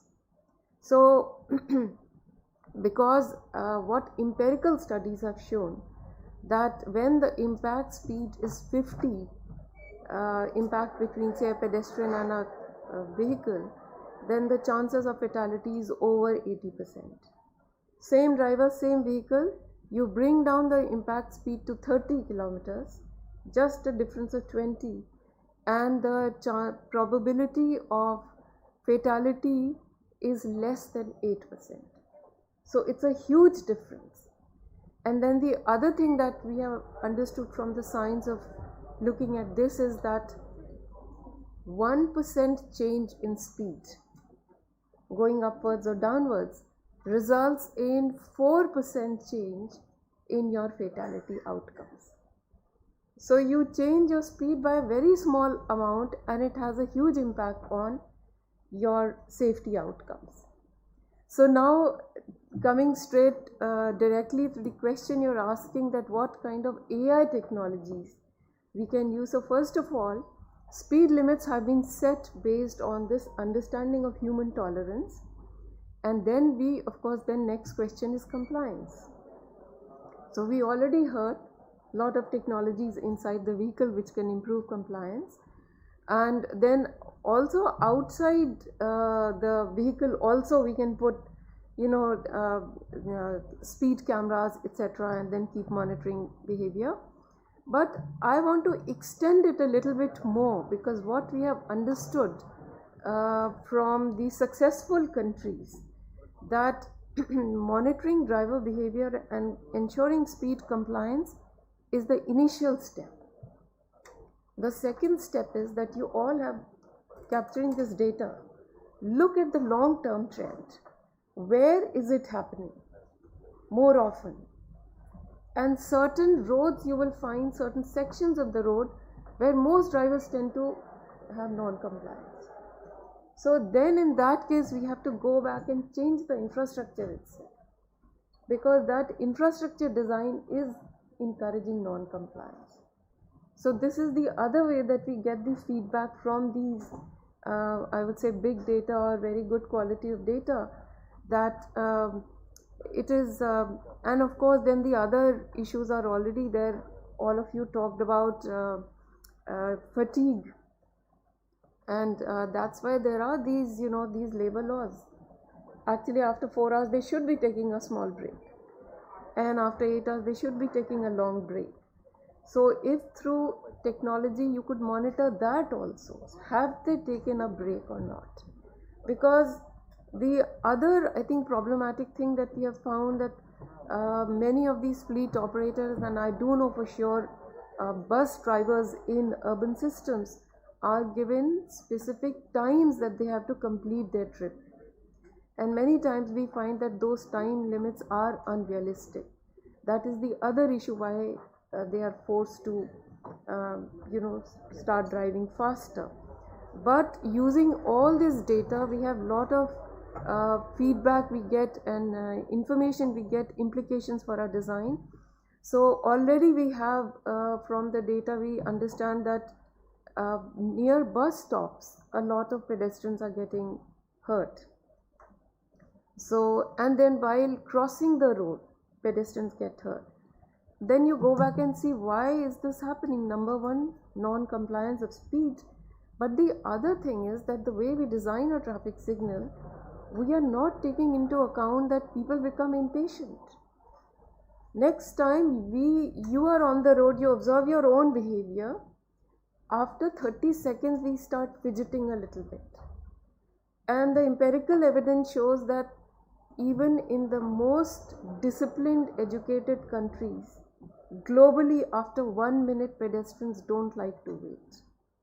And they just start making their own judgment then. You just look for your own judgment for safe crossing opportunity and you run across the road. But our judgments are not always good, even as adults. And then in this kind of behavior, there is no learning. See, for a lot of other things, when you're at work and you become very tired and then you see you're not being productive, okay, so next time you'll do something different. In this case, it's a very final outcome. You take that one day when you meet with that unfortunate event, you're not there to change your behavior, you're gone. So therefore, internalizing risk is extremely difficult for human beings. And that is why we have to use all the technologies to understand how we make compliance, but also design our infrastructure which is in compliance with human behavior. Both things have to come together. So how we design traffic signal, how we design our road, what should be the width of the road, whether we want to drive people at 30 or 50, all this has implications for road design. Thank you. Yeah, thank you. Thank you so much, Dr. Tiwari. So, I mean, few of the data points which you mentioned, I mean, they are so fascinating to know that just by reduction of speed, the probability of fatality reduces significantly. And also the insights into the human behavior, that's so insightful. Yeah. So, so we have heard about the current landscape. So maybe I would just want to spend some time on discussing the challenges which we also face. So as see, this area is also nascent and niche right now. So maybe I want to understand from you first, Mr. Kumar. So from a marketing and adoption standpoint, so what are the key challenges which you face while convincing maybe logistics companies or fleet operators to invest and integrate in these AI systems? I think that's a valid question when it comes to India as a market. We still look at helmet as a compliance thing versus my own safety, right? I'm okay to wear a construction type helmet which just ensures that the cop does not stop me, right? Versus my own safety, right? So as ma'am spoke about the compliance, I think that's the biggest thing. But I think what's changing in last couple of years, and I'm a kid in road safety space. It's been just 3.5 years I've been in this space, while Netradyne, the company that I work for, is here for 10 years. I remember during my early days, 3.5 years back, I started interacting with fleet owners, and one of the interactions that is still alive in my memories is when I spoke about we should look at how we can enhance the driver well-being, their safety, and it was an unfortunate statement that I hear, that he says, मरता है तो मरेगा, कल दूसरा मिल जाएगा. And I was shocked, and it made me think whether I'm in the right space or not. But when I look at now, 3.5 years after that, I think there's a lot of changes. People are looking at the holistic impact. It's not business as usual anymore. Companies like DP World, companies like Nestle, they're thinking about how can they make the lives of their drivers better, engage them better, right? And also safeguard them. So there's a lot of change. But to answer your question, the challenges are still there. It is still considered as a cost center versus a cost saver. A fatal accident roughly in India costs about 1 crore. This is despite having an insurance. You have got downtime, you have got compensation to be paid, litigation costs and whatnot, right? The backup goods to be arranged if it's a goods carrying vehicle, right? Still it's 1 crore. But we have accepted it as business as usual, and now it is eventually changing, because when you're investing in technology, right, you reduce that. It will never be zero, by the way, because there are still human error, as ma'am spoke about, that can never be zero, right? But how can you reduce it? So what we're doing to address this, we have built the ROI model where you can feed in your information and see what can you save in next 5 years. How can you drive a better driver engagement, right? Believe it or not, as Mr. Hitesh mentioned, driver is the backbone of the economy that supports the logistics, and we have scarcity of drivers. None of us want our kids to become drivers. Whosoever is there, we have to ensure that they're engaged, they are safe, and they feel good about it. It's not a look at a job. It's the backbone of the economy. So that's where we are investing heavily in building that ROI models to ensure that because from a business perspective, what really matters at the end of the day is what I can afford today versus a long-term saving, right? So that's helping us a big time, and on top of it, the new age brand, the third generation logistics company, which are into third and fourth generation, they are very open to adopt technology and see what we can do, so that they can showcase to their customers, hey, I'm really an advanced company. I'm not a legacy company, right? But however, the bigger challenge here is how do I make it a compliance? Because let's imagine you have got 100 vehicles on the road and 10 are driven safely. 90 are still creating a chaos, and that 90 can impact the 10.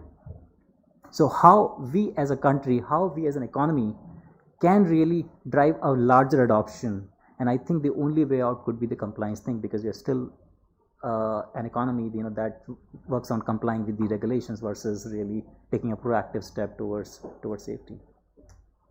Yeah. Thanks a lot, Mr. Kumar.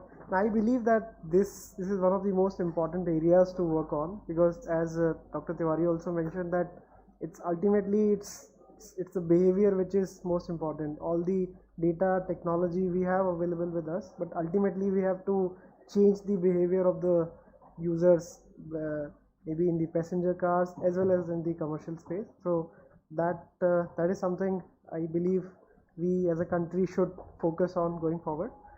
So with those thoughts, I think we should conclude this session, and let's hope that we are able to achieve that mission of reducing fatalities significantly by incorporating all the perspective on board. Yeah. Thank you. Indeed, a very insightful panel session that we just witnessed. I would request our panel members to please be seated. Meanwhile, we'll just take up a quick quiz. So we are back again with the quiz. The first question is, which state in India was the first to make wearing helmets compulsory for both riders and pylon riders? You have to raise your hands. Delhi.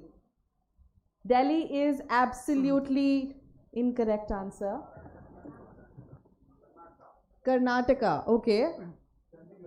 Chandigarh. सभी states के नाम ले लेंगे अभी. Kerala. Nagpur. Tamil Nadu. Mizoram. Sikkim. Okay. Kerala is absolutely correct answer. Let's have a huge round of applause for sir. And can we have sir's gift, please?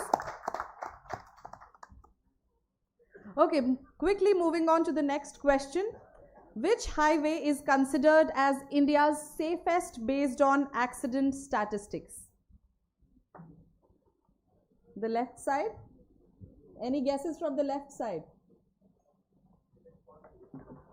Ahmedabad, Baroda. Ahmedabad, Baroda. Okay. Any other guesses? Delhi, Chandigarh. NH 48. 44. Delhi, Mumbai. Delhi, Meerut Expressway. What is NH4 and NH 48? Delhi, Mumbai. Sir, Google कर लिया ना, सच बताना. Mumbai Pune Expressway is the correct answer. Can we have the gift for sir, please? Let's have a huge round of applause. Okay, last question. Which app launched by the government of India helps report road accidents in real time? And no chat GPT, no Google allowed, please. EDAR. EDAR. EDAR is absolutely correct. But what is the full form of EDAR?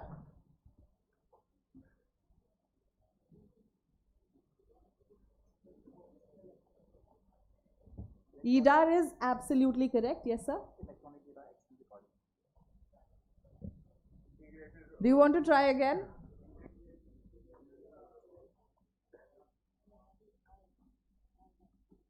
We already have the correct answer here. It's EDAR, Electronic Detailed Accident Report. Let's have a huge round of applause for sir. Thank you. So, ladies and gentlemen, you just witnessed the industry dialogue session centered around safer roads through AI and innovation. Can we have a huge round of applause for our panel members and moderator? May I please request the entire panel members to please join us for a group photograph.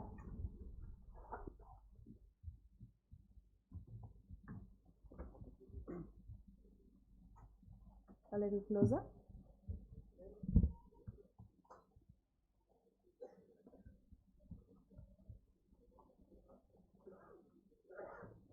Thank you. So, ladies and gentlemen, with that, we'll now quickly move on to the next session. But before that, there's a quick parallel session announcement. We have a parallel session centered around Special Session 3, Wreck on the Highway, Safe System Approach to Address Truck Accidents and Timely Emergency Care. and this session will be commencing shortly in the conference hall on the second floor. The session will be commencing shortly on the second floor in the conference hall. In case you would want to attend this session, please feel free to join.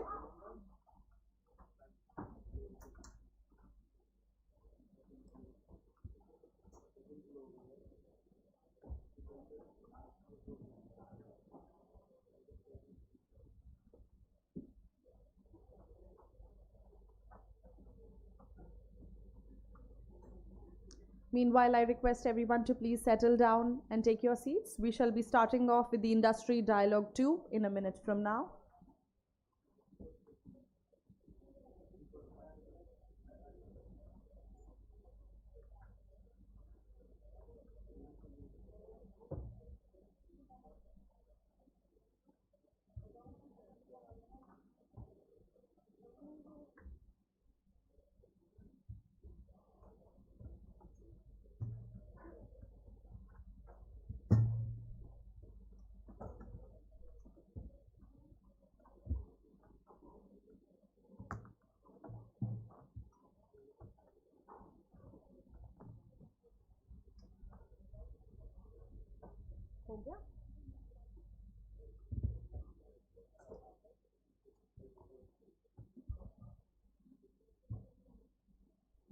So, ladies and gentlemen, with that, we now move towards the Industry Dialogue 2, centered around role of corporates and establishments in road safety.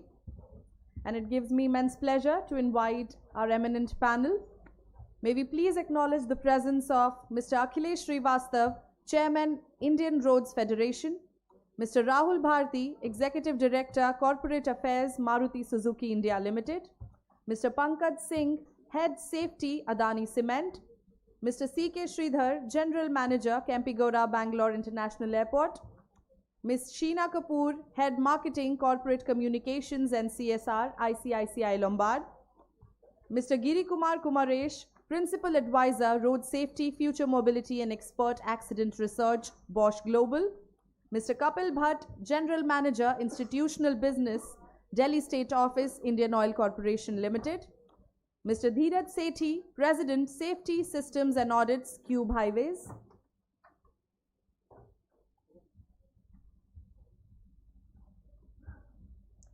may I please take the honor to invite all our panel members to join us on the stage. Mr. Akhilesh Srivastav, Mr. Rahul Bharti, Mr. Pankaj Singh, Mr. C.K. Sridhar, Ms. Sheena Kapoor, Mr. Giri Kumar Kumaresh, Mr. Kapil Bhatt, and Mr. Dheeraj Sethi. And it gives me immense pleasure to invite our esteemed moderator, Mr. Hemal N. Thakkar, Senior Practice Leader and Director, Transport, Logistics and Mobility, CRISIL Intelligence. Let's have a hearty welcome for our panel and moderator.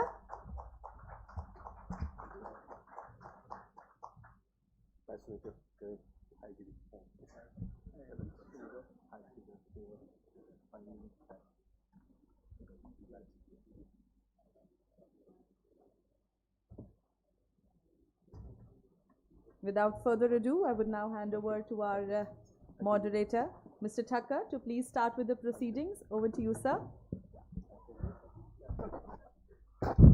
Thank you.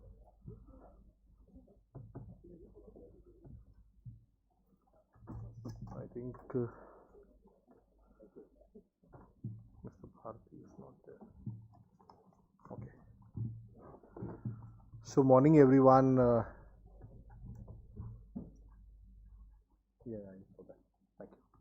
Thank you, ma'am. So, morning everyone. It's indeed a pleasure to be a part of this road safety event organized by FICCI, and we've been working with them for the last 3 months, so I know the kind of effort that has gone into making this event where it is today. So now I'll just kind of give a brief background. If you look at the road fatalities in India, we are looking at almost 450 people losing lives every day, which is a significant number. And 60% of the road accident fatalities that happen, it puts a disproportionate burden, especially on the lower income families, because you have bread earners who actually get impacted, and hence these people or these families get pushed into a debt trap or financial distress, and this leads to a very sorry state of affairs. And at the end of the day, if you look at it even from an economic perspective, the impact on the economy is huge. In terms of impact on GDP, there are various figures which quantify the impact. But what is very important is it is not difficult, as you saw in the play that was performed by young artists in the morning, so fascinating. It is not difficult if you follow rules in the right spirit and if the rules are implemented in the right spirit to ensure that road safety is maintained. So addressing this complex issue actually requires a multi-pronged approach. You can't look at it from a single lens. So what do we need to do? Basically we've highlighted certain parameters, of which first is states must adopt advanced data-driven road safety action plans tailored to meet their unique challenges. That is very, very critical and very, very important. I think we already had a session on how to use AI data and analytics to kind of reduce road accidents prior to our panel. Speed limits must be enforced through intelligent speed control systems and AI-based traffic monitoring, which is happening on certain corridors across the country. Driver training and licensing mechanisms, especially for commercial drivers, must be improved using modern simulation and skill assessment technologies. Rural roads and highways, which are often neglected, in terms of safety interventions, must be brought under the ambit of strict design and safety audit rules, which today is missing. It's largely applicable only to national and state highways. The role of golden hour response, including the availability of emergency medical services, trauma centers, and efficient post-crash care, it cannot be overstated. That is another thing that needs to be kept in mind. And last but not the least, public awareness and behavior change campaigns backed by behavioral insights and targeted at high-risk groups must be scaled up. As I mentioned, if you look at, we believe that safer roads are possible through sustained action, innovation and collaboration, and together we can build a future where every journey in India is not just a moment from one place to another, but also a safe and secure passage for all. I have the immense pleasure of having certain stalwarts with me on the panel today. I'll just give a very brief introduction of the people who have joined me in. I have Mr. Dheeraj Sethi from Cube Highways Technologies Private Limited, which is probably the largest private sector road InvIT that we have in the country. So, if you could actually see the number of, and they probably have the safest road network that we have in the country. Then I have Mr. Kapil Bhatt from Indian Oil, the largest oil marketing and refining company of India. We have Mr. Girikumar Kumares next to me, who's from the largest MNC corporate of India, which is Bosch. We have Ms. Sheena Kapoor from ICICI Lombard, which is the largest private sector motor insurance company. We have Mr. Pankaj Singh from Adani Cement, which is the largest cement group of India. And we also have Mr. Sridhar CK, who's from Bangalore International Airport, which is probably the one which is most advanced in terms of technology. So, I couldn't have a panel which would be more eminent, than the speakers that are there. I hope, I've covered everyone, while, yeah, thank you. So, I'll straight dive into the discussion, after laying this context. Let me first move to Mr. Bhatt from Indian Oil. Sir, Indian Oil, being a downstream company, relies heavily on road transport, especially for last mile mobility connectivity for oil and gas products. Could you elaborate on the role IOCL plays in ensuring road safety in this context? Thank you, Hemal. Actually, it is my pleasure to be here, and I thank you, FICCI, that they have organized such a wonderful event, as well as the subject is towards the current what we are facing. Oil companies is the as you said that it is last mile connectivity is with the through the roads only, tank trucks, it may be LPG, it may be fuel products, and it is a hazardous good. And it is very big responsibility on oil companies, like Indian Oil being the major company in the downstream company. So we have major role in a road safety. We have multi-layer checks and multi-layer we are having multi-layer checks and balances, how to give the good road safety. First of all, it was a challenge when Indian Oil has initiated this. We have designed a road transport safety policy, which oil industry is following, and there is a guidelines from the industry also for the road safety. We are strictly following those safety guidelines. Then there will be what earlier sessions were there were the technology interventions, and we are following all those silently. Though this is the forum where I can project my company, what we are doing in these sectors. Like we have a VTS system. It is automated system what we were listening from the previous sessions, that Mr. Kumar has described that his daughter was reminding him to drive safely, don't talk on phone. Similarly, we have voice enabled VTSs wherever there will be a harsh braking or wherever there will be a harsh maneuvering. So those voice enabled speakers will be guiding the driver that you are over speeding. If the over speeding is of more than 60 kilometers, if it is more than 5 minutes, obviously the alert goes to the location in charge, and we are taking strict actions on those drivers.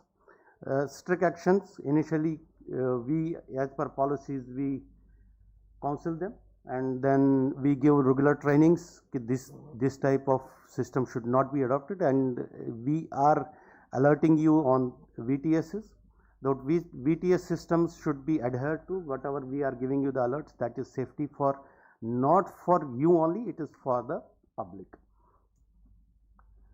I have I can take a privilege that from last 5 years, if we see the data in oil companies, Indian Oil has reduced the accidents drastically. In 2021-22, the average of accidents, it has gone beyond 100, and now it is within 50s. So that is a great achieving, and I should be taking credit that we have followed what Dr. Tiwari ma'am has already described, that human behavior is a critical role, which is giving the road safety critical edge. In human behavior, we regularly train our drivers. We also show them movies. All those case studies which are there from the previous accidents, it has been taught to the people. So these are the actions we are taking on regular basis. Thank you. Thanks. Very heartening to hear that. I'm sure you will be installing these systems with your vendors also before you onboard them, because most of the trucks are outsourced for transportation of last mile. So these VTS systems etc. are kind of mandated on these trucks. Yes, it is a VTS system. Is all fuel trucks have been, there's a mandatory for VTS systems. We are going for now we are issuing a guidelines for black oil products. Actually, black oil is the bitumen trucks, where the VTS is not there. Okay. We are giving training to the transporters as well as the contractors, where it should be adhered to. Some of the contractors, some of the big construction companies, they follow this VTS system, but we are trying to ensure that that should be adhered to. Not only this, I will take a pleasure to share that it is not with the contractors as well as the vendors only. it is our with the customers also. In 2022, when there was an accident, a bus fall in Joshimath, there was a fatal accident where 33 people died. And our chairman has taken that time the stand that we will be giving training to all the transporters in the Uttarakhand. It was the taxi owners as well as the Uttarakhand Transport Corporation, and we had taken a drive for training them as well as testing some of the parameters like eye test and their tests on high blood pressure as well as sugar tests. That has been, the drive was taken for the customers as well as the general public also under CSR. Thank you. Thank you. Thank you for your input, sir. Thank you. Moving to Dheeraj, I would say, you are, as I said, one of the large road concessionaires that India has. How do you see the role of a highway operator or an engineering consultant in road safety beyond the regular course of business? Yeah, no, thank you for this. Yeah, thank you, FICCI, for organizing this. Yeah, first of all, good afternoon, all. Yeah, I'm expecting a response. Good afternoon. Yeah, so I think road safety is all about that. We do so many things, but are we getting that response from the people? I think that's what is more important. And as a concessionaire, what we see is that response on ground, because people, we see every day people, how they are driving, how they are behaving on the highway, how they are respecting engineering issues or if the engineering interventions also.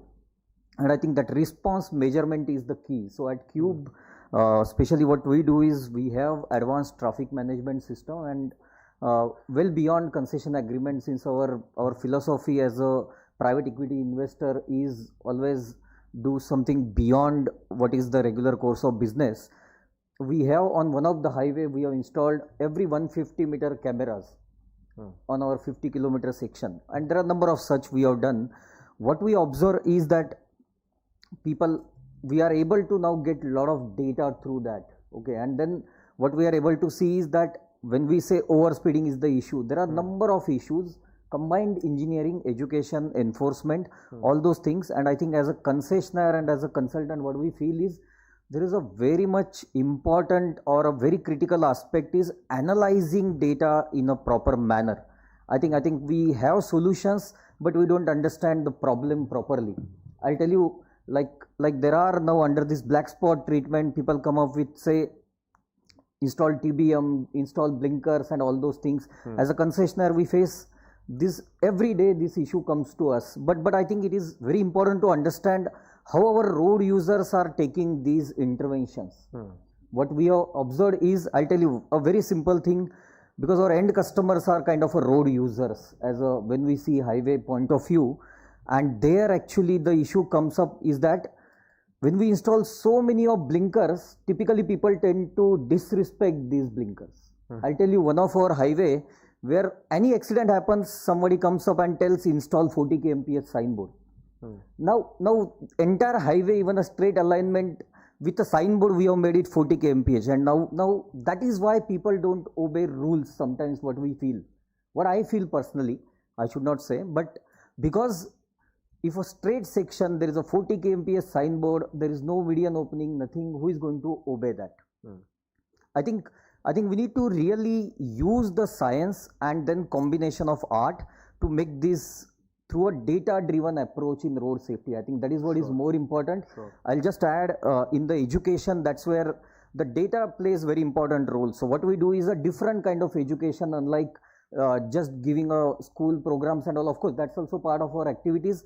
Recently, what we have done is very interesting program we did, understanding problems of truck drivers by the two-wheeler people actually. So what we have done, I actually parked a truck in a village and asked them to sit on the truck driver's seat and understand what he is able to see.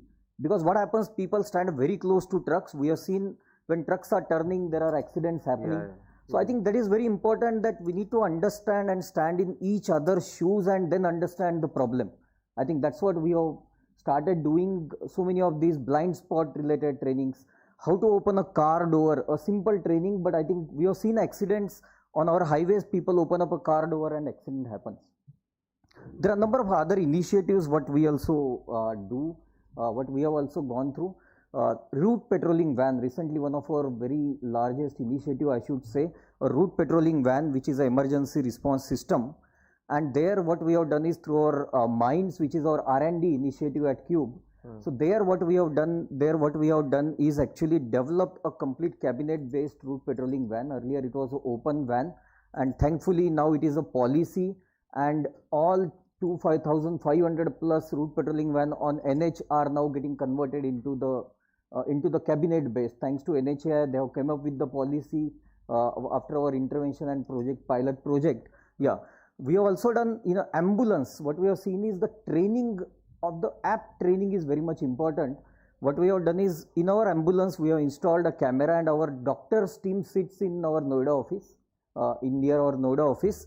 What happens from there is across our projects, if they are handling any patient, our own ambulance, those paramedics are guided by these experts doctors team. And what we have seen is one of our pilot study, what we have done there, we have saved 14 lives by giving proper instructions to them for proper transportation of patient. So I think with a proper database we can do a lot of these pinpointed interventions. That's what I feel, and I think we need to really come with a data driven approach rather than when there is a lot of work is happening in safety. But what we feel, or what I feel as a consultant, is people sometimes education and all without proper analyzing data is happening. We have more than 30,000 accidents data. I have in fact 3,000 road accident videos, and they tell a different story what is written in the report, because reports are written by, or the data is entered by some of the people who are not even aware of that. So I think yes, there is a lot to talk, but I think I'll just stop here. I think what is more important is safety starts with me. I think that's more important. We all sit here, but I think as a corporate, as every individual, the responsibility starts, can I demonstrate from myself? I think it's very important. We need to first start demonstrating. Yeah, thank you. Thanks. Very good response, Dheeraj, I would say, and especially certain initiatives that you've taken, having cameras in every 150 meters, to kind of ensure this has been, in a way, implemented in the right way. Also, route patrolling vans. These are very unique initiatives that, Cube as a group has taken. So really appreciate the same.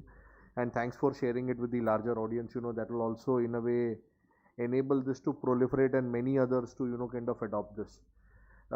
Moving on to, Mr. Pankaj.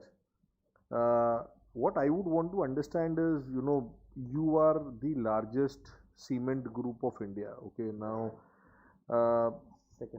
second largest. Okay, the second largest cement group of India. So if I have to highlight, what are the kind of initiatives that you've taken from a road safety perspective, specifically for external stakeholders, because you also, kind of have a lot of cement moving through road or through, trucks, and also a lot of raw material like fly ash, etc., which can be quite cumbersome at times, and there also again safety becomes very, very critical. So any initiatives that you've taken, that has had an impact, and if you could also let us know the kind of impact it has had. Thank you, Hemal. Good afternoon, everyone. So first and foremost, thank you, FICCI, for organizing this event. You have been consistent year on year, and this year I see the format is slightly different, and I must congratulate FICCI for that. It's good to be here once again. I just stepped out to participate in the NGO round table just prior to this session, so I missed the most important technology session, which I was very looking forward to. However, I'll first start by saying that road safety is a problem. Who says that in our country? Handful of people, handful of organization, nobody else. I don't think even government is very serious about this subject. And that is why we are here. Every year we are adding fatalities, even if that report is to be believed, right? So the rider here is that the number is certainly, and Giri is here, he will speak about it with his research, and Dina just spoke about the cameras and the videos that the cameras are capturing. We have so many kilometers of roads which are covered under CCTV, whether they are being examined, whether we are taking the root cause into consideration before designing the programs. So end of the day, I will say that our problem is that we don't know our problem. Okay, and we are just running around year on year. We are, publishing report on the behest of Supreme Court, and then, the life goes on. Every year, 170,000 people officially killed,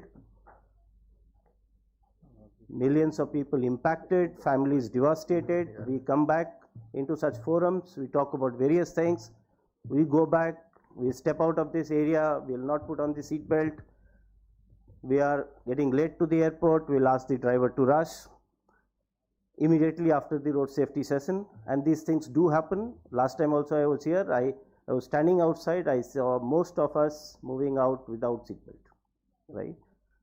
And everybody clapped here. When I was speaking, everyone clapped that seat belt is must. So when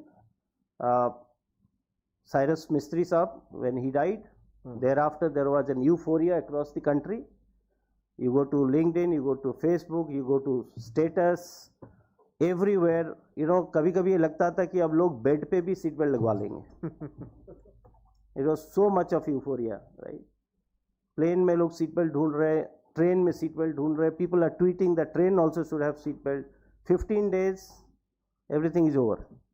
Same people today absolutely chilled about not wearing seat belt, and we still say it's okay.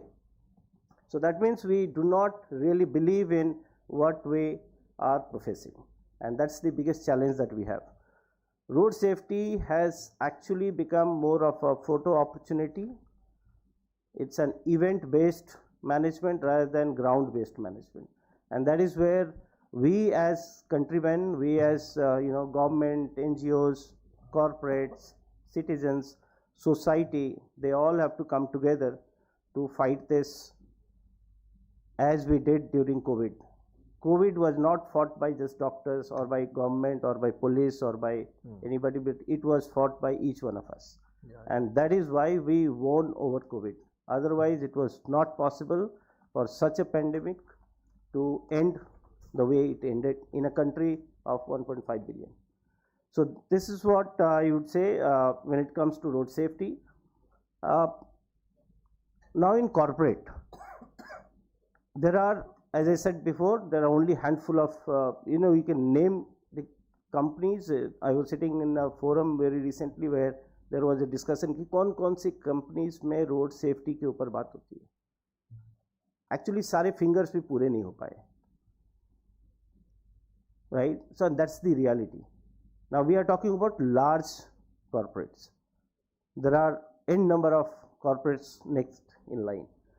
Now how many? And most of the corporates that you name will be the ones who are connected to road. So either automobile sector or tire sector or these sort of or road building in these kind of industries. But if you go to cement, steel, pharma, chemical, you will hardly find a company who feels that the investment in the area of road safety is necessary. So we again, as NGOs, as government, as enforcement company, agencies, we have failed in creating the need for road safety in the country, even though we are killing almost 170,000 every year. So we talk about it, but the need has not been generated so far, and that's the biggest problem. So then what happens to people like us? The companies who want to do it, it becomes a good to do rather than must do. Every now and then you are questioned, do we really need to do this? क्या हम सरकार हैं? We are a profit making organization. So do we really need to do this? How long will do? इसके returns क्या है? You cannot say that we have saved everybody this year, right? So one accident, one person gone, also puts a big question mark on the investment. If it is not being done by everyone or a large part of the corporate community, then it will not be sustainable. Even very, very good companies who are doing it today, they will also perhaps not be able to sustain it for a very long time.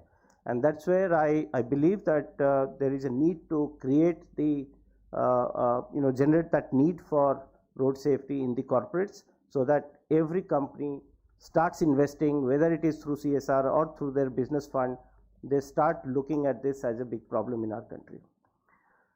Now coming to your question quickly, we, Adani Cement, we are a 100 million ton company, and when I say 100 million ton, you talked about material movement. We move 300 million tons of material every year.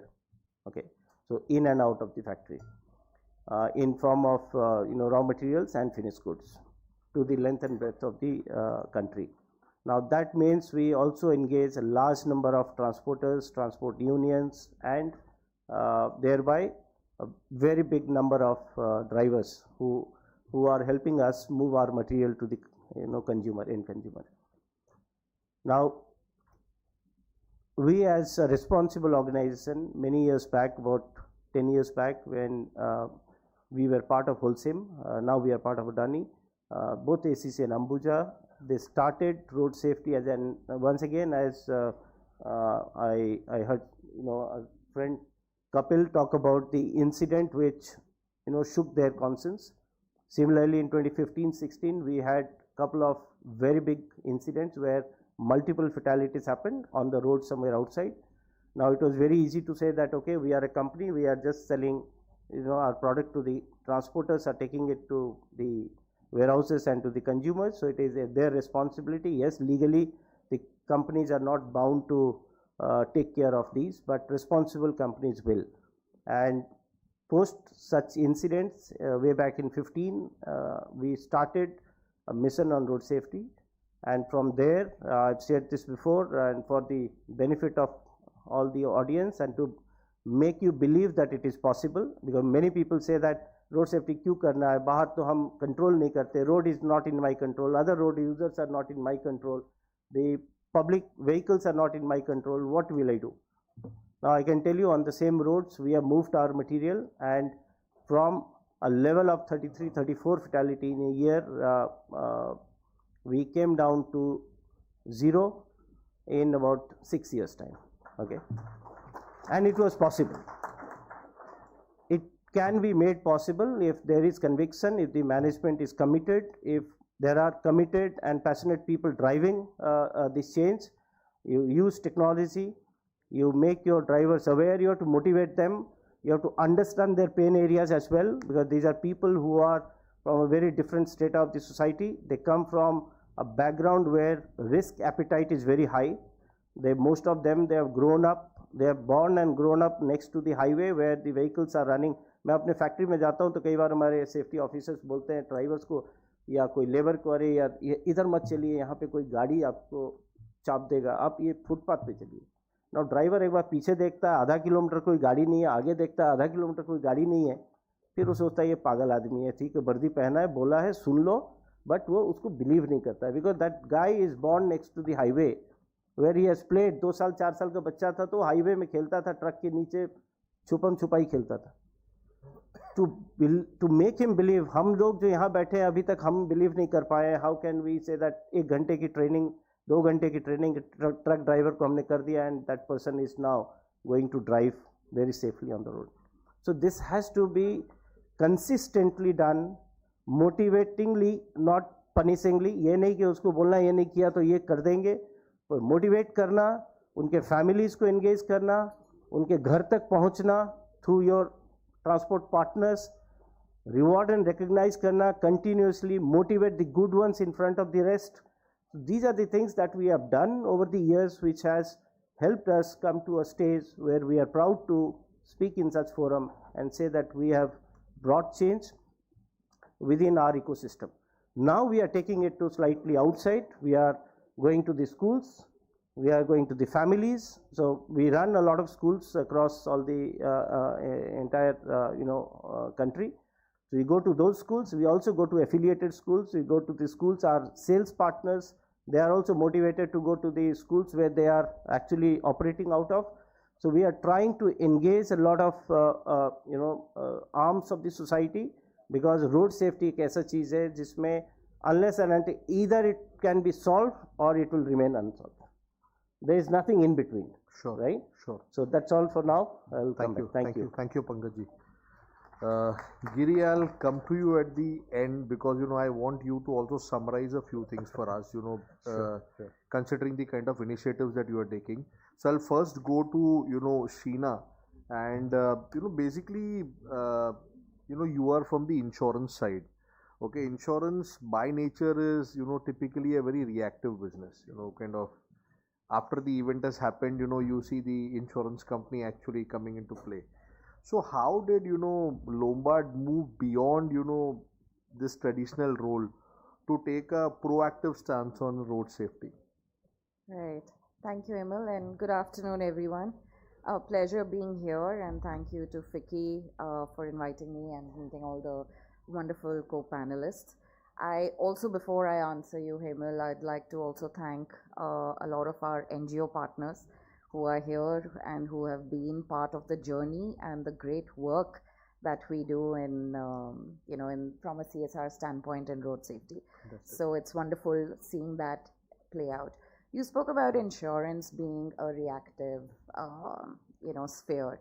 It's true, but if you look at it, we are the largest private general insurance brand in the country. We are the largest motor insurance player in the country. It's also a travesty that even though motor insurance is a mandatory product, yet you find the adoption and penetration extremely low, even though government has mandated it.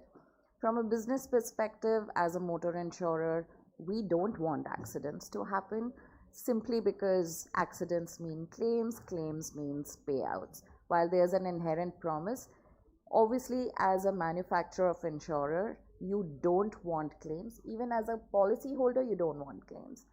And therefore, from an insurance category perspective, we have moved from a transactional approach to a relationship-based approach. Even on health, even on travel, and even on motor, we would more now move from a passive to a proactive, from a cookie cutter to a personalized, hyper-personalized, and from a generic reactive passive to a preventive format. Interesting. And therefore, synergistically, as a motor insurance player, road safety is synergistic with our business, and it makes a lot of sense, not just from a commercial perspective and also from a CSR perspective. I'm also not just the marketing head, I am also the CSR head for ICICI Lombard. Now, coming to India, unfortunately also ranks one of the highest when it comes to fatalities and accidents globally. For us, therefore, as the market leader, it is as torchbearers, it's our moral standing and responsibility to also bring about a certain change, on ground in terms of making roads safer. We have been invested in our road safety programs since 2010, since 2011. Our flagship road safety program started with a very simple, genesis and insight that you talk about helmets, and as something as insignificant as just wearing a helmet could actually just save a life. And we said, all right, let's start with that, because the most vulnerable population in terms of accidents and fatalities tend to be two-wheelers, tend to be pedestrians. And I'm very pleased and happy to share that over the last, so many decades, we've been able to invest in over, 1 million lives just on road safety. So that's 10 lakhs. We have distributed over 6 lakh helmets. These are ISI certified helmets. Not just that, we have partnered with Vega and Steelbird manufacturers to even customize helmets for kids, just to be able to make that safer from a kid's perspective and heads. And not just that, from that perspective, we have gone and integrated further into road safety, where we have gone further into doing rallies. We have distributed 6 lakh helmets across Pan India. We have gone into trauma care centers, rehabilitated, over now 15,000 accident victims. We have gone a step further, where we have said we want to invest in road infrastructure, partnered with organizations that are working in zero fatality corridors. Sure. Again, happy to share, in just last 1 year alone, Q1 over corresponding Q1, we have had a reduction of 75% in fatalities, and that is what we're talking, actual numbers on ground, and these are actual lives that have been saved over and above the 1 million lives that I've spoken about, potential saving of lives. And we are consistently invested in this from a multiple format perspective. Even from a business perspective, we have gotten into telematic products, which are pay how you drive, pay as you drive. So as a customer, if you drive well on the roads, if your driving behavior is good, and if you get a good driving score, you can actually get a reduction in your motor premium.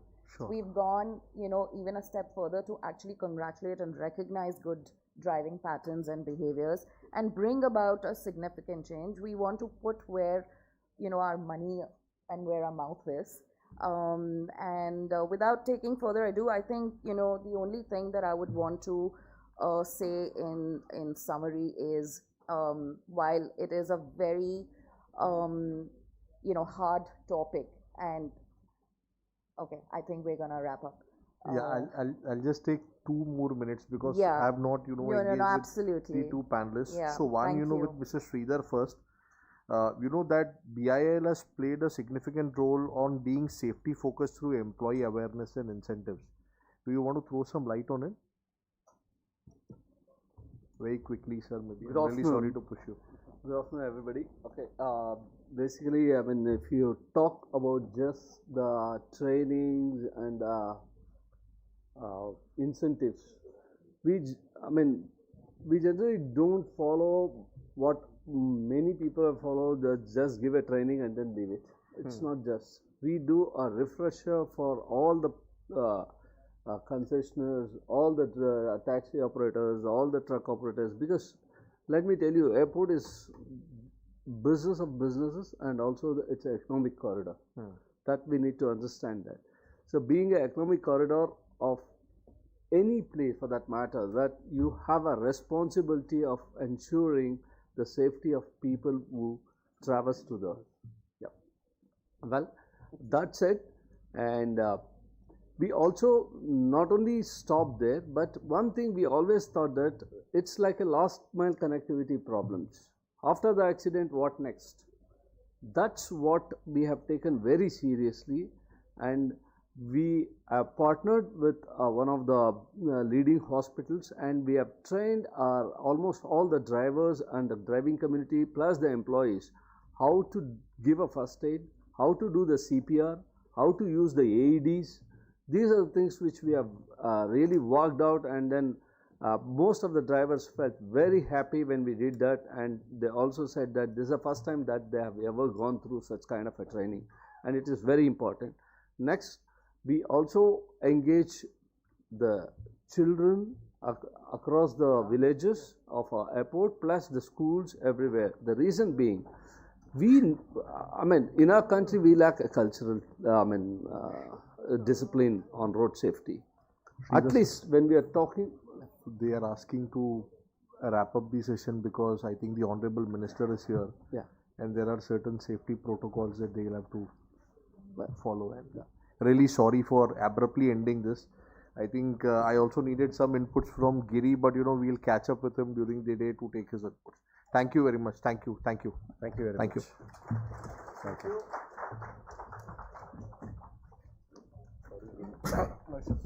Indeed, a brilliant session that we just witnessed. Let's have a huge round of applause, and I request our panel members to please rise up for a group photograph.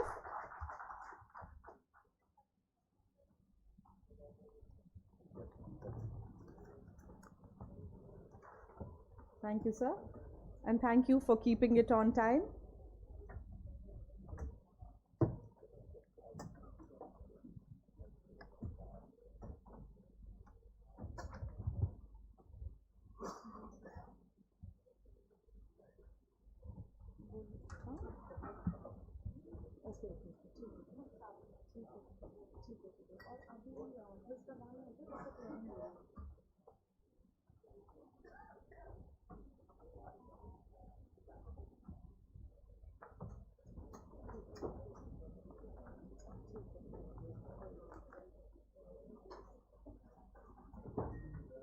Minister वाले session के लगेंगे नाम, ठीक है?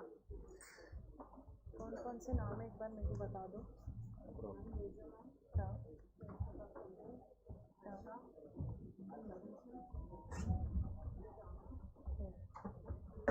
ठीक है, ठीक है, ठीक है।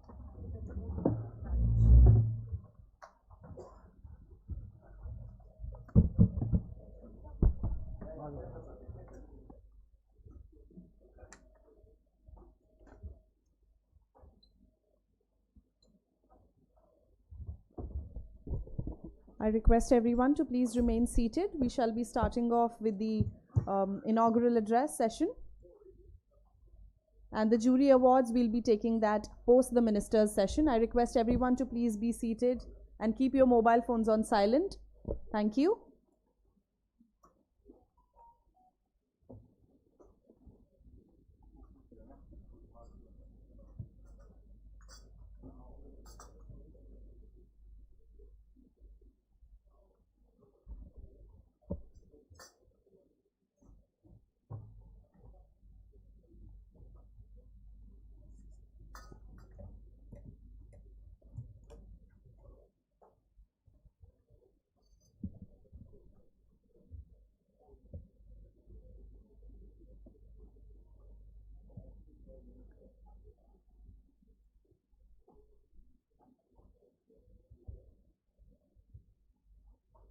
Just a quick announcement. The jury awards ceremony will be happening after the minister's session. I request all the runner-ups, second runner-ups and jury mentions to please be available and seated in the hall itself.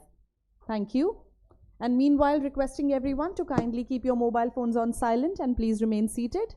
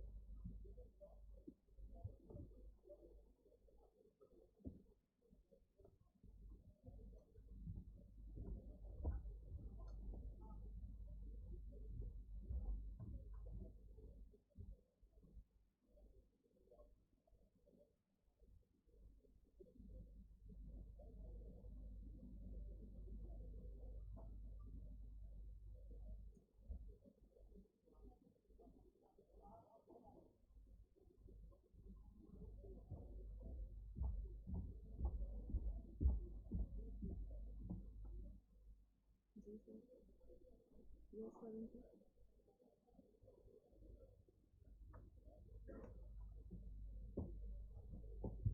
Before his एक second.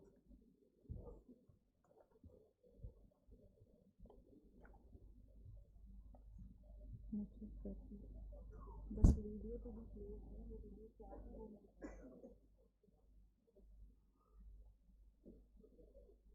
ठीक है ठीक है ठीक है ठीक है ठीक है ठीक है यही बोल देंगे. ठीक है.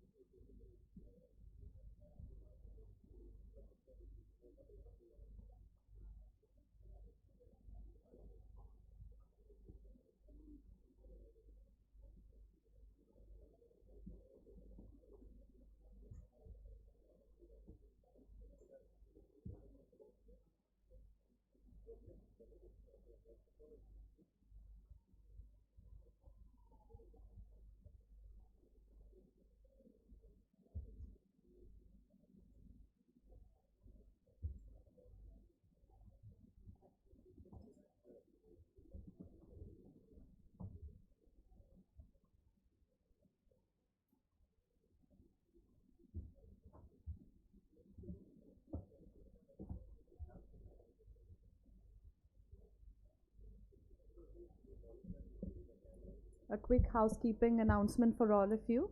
I request everyone to please keep your mobile phones on silent for the next session. Our Honorable Minister, sir, has already started from his office and will be arriving in 5 minutes from now, and requesting everyone to please take their seats. Thank you.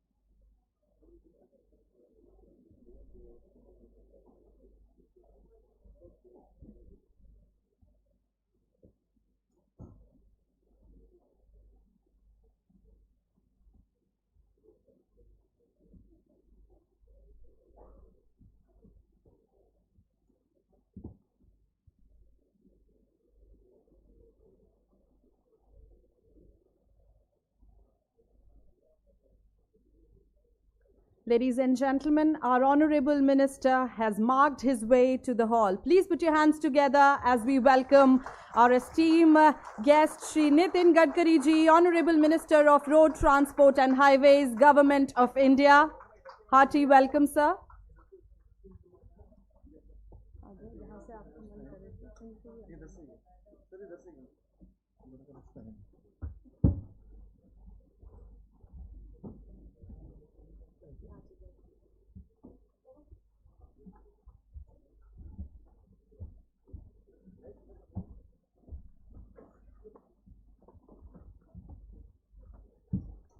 Let's have a huge round of applause, ladies and gentlemen, as we welcome our Honorable Minister Shri Nitin Gadkari ji, Honorable Minister of Road Transport and Highways, Government of India.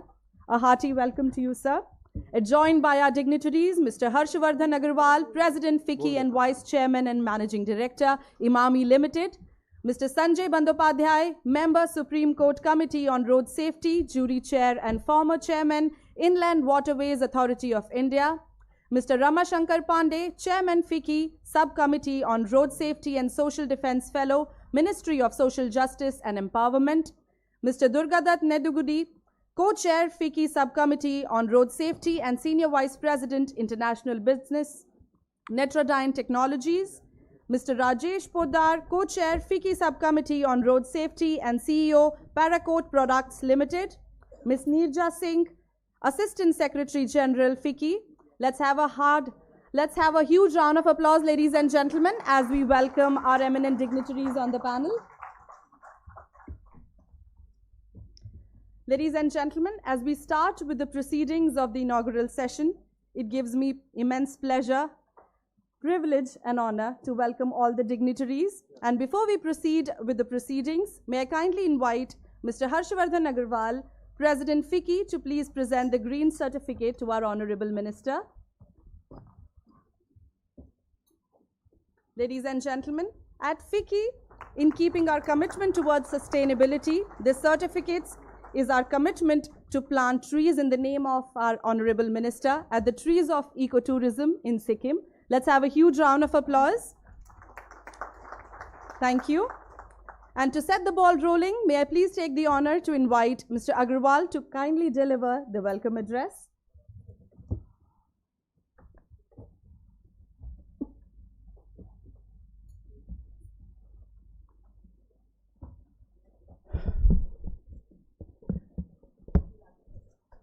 Honorable Sri Nitin Gadkari ji, Minister of Road Transport and Highways, Government of India, Mr. Sanjay Bandopadhyay, Member Supreme Court Committee on Road Safety, my colleagues from FICCI Road Safety Committee, Mr. Ramashankar Pandey, Mr. Durgadat Nedungadi, and Mr. Rajesh Poddar, dignitaries of the dais, friends from media, ladies and gentlemen. A really very good afternoon. It is my proud privilege to welcome Honorable Minister Sri Nitin Gadkari ji to the 7th edition of FICCI Road Safety Awards and Symposium. Sir, your visionary leadership and unwavering commitment to road safety has been truly inspiring. We are deeply honored and grateful to have you with us today. India has one of the largest road networks in the world, carrying over 90% of passengers and nearly 65% of goods. Road safety is no longer a regulation. It's an essential economic, social, and developmental priority. However, significant challenges still remain. In 2023 alone, India recorded approximately 4.8 lakh road accidents and over 1.72 lakhs fatalities. This marked an increase of 4.2% in total accidents and a 2.6% rise in deaths compared to the previous year, highlighting the urgent need for active participation from all stakeholders, including government, industry, enforcement agencies, educational institutions, and civil society.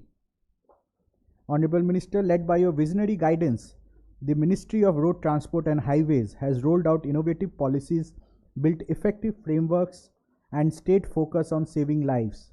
The government is leaving no stone unturned in making India's road infrastructure safer for every citizen. On behalf of FICCI, we extend our heartfelt thank you to you for this tireless efforts and steadfast dedication to this critical national cause. We want to assure you, sir, that Indian industry remains committed to driving this mission forward. FICCI will be at the forefront in fostering stronger partnerships among corporates, educators, NGOs, and civil society. Through its subcommittee on road safety, FICCI will continue to lead important initiatives to promote awareness and foster responsible practices among all stakeholders. This award today arrives at a critical time, recognizing organizations that are driving meaningful change. Some are leveraging cutting-edge technology to enhance compliance and monitoring. Others are designing environments that prioritize driver safety and protect pedestrians. Many are cultivating sustainable community-led safety ecosystem. Together, these initiatives are driving significant progress towards a safer and more secure future for all. This symposium today is also for a call for stronger industry-government collaboration to make India's roads safer, smarter, and more sustainable. As a signatory to the UN Decade of Action for Road Safety, India is committed to significantly reducing road fatalities by 2030. The technology to achieve this exists today.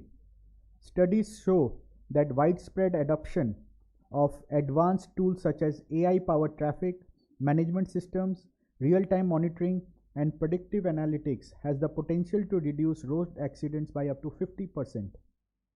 I would like to conclude by highlighting that road safety is not a destination but a continuous journey, a journey that demands our unwavering commitment, tireless effort, and collective responsibility. Let this FICCI platform serve as a catalyst for sustained collaboration, encouraging every stakeholder to contribute meaningfully. Together, through persistent action and bold partnership, we can save lives and move steadily towards a safer, brighter future for all. Thank you so much. Namaste.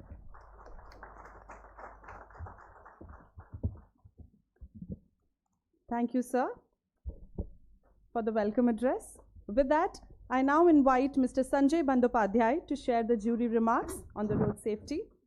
Hearty welcome, sir. Honorable Minister Gadkari ji, the dignitaries on the dais, ladies and gentlemen, for this today's ceremony, the award ceremony, around 120 entries were available, as you know, and then with the help of the FICCI team and their advisors, the jury team tried to go through the around 20% of those selected had with the higher marks. There was a marking system, and the main criteria for selection was what was the effect on the people, that is the outcome of the effort made by the entries, and whether it can be replicated, how much time and money has that applicant spent in doing this thing, and so on. So there was a matrix to evaluate it, and finally on case to case basis it was seen, so that if the award is given, that will also give encouragement to the people, the new people in the society, in this country, to do such good work. And I'm sure that there are many agencies, companies, people who are doing good work in road safety, but with the record which we see, we need to do more work.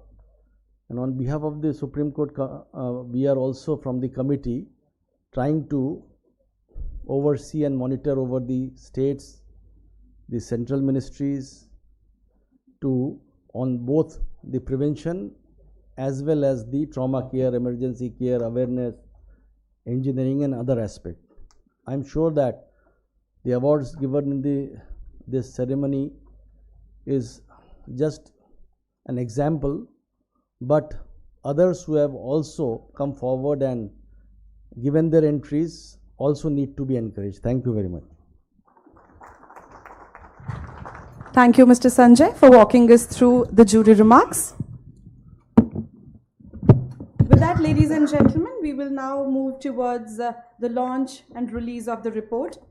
Keeping in mind the importance of knowledge in the sector, FICCI in partnership with CRISIL has prepared a report subjected around towards safer roads, reimagining India's road safety landscape. May I please request our Honorable Minister, sir, to kindly release the report. Can we have the report, please?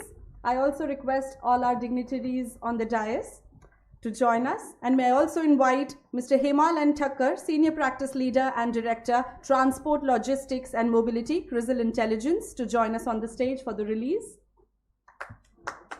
Let's have a huge round of applause, ladies and gentlemen, as we release the report.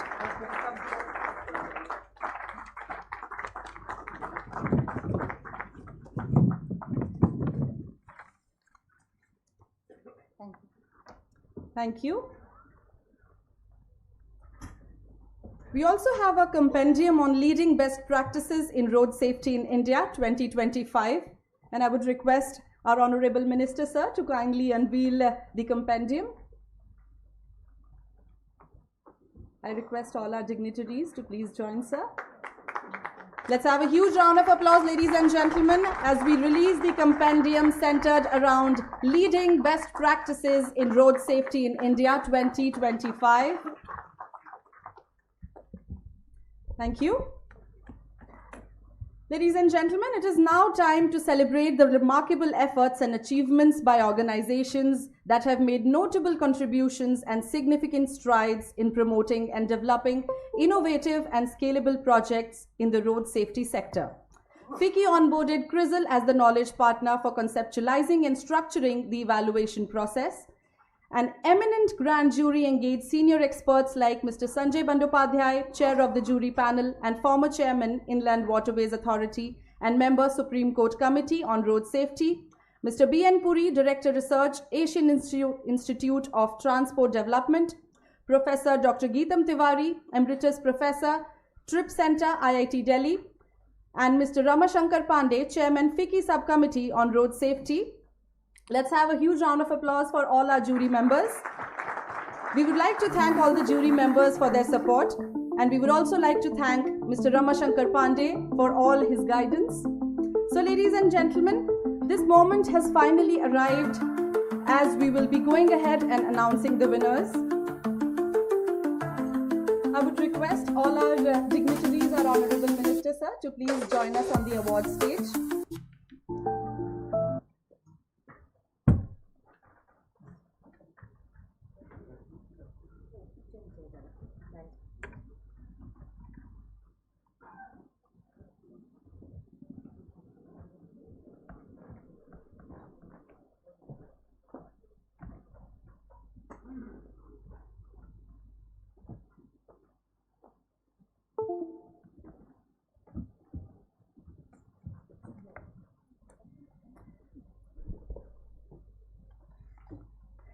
Ladies and gentlemen, as we move towards the first award category, Excellence in Engineering, this category focuses and aligns with India's Vision Zero and more safety priorities and aims to scale across 1,000 vehicles. Currently, this technology is implemented across 500 plus vehicles on major accident-prone freight corridors. And the award for this category goes to Savitar Services Private Limited for their project Integrated Hardware and Software Solutions for Indian Automotive Sector. Let's have a huge round of applause, and can we have the Savitar Services Private Limited team to please join us on the stage?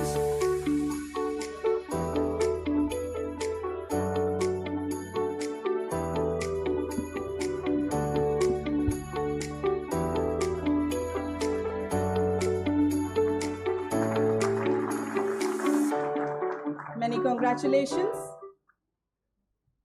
Moving on to the next category, Excellence in Education.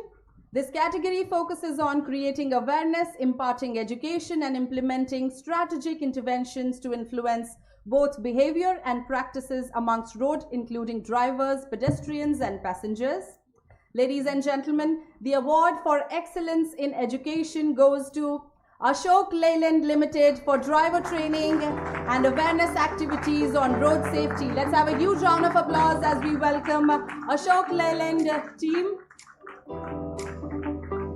Hearty congratulations, Ashok Leyland team.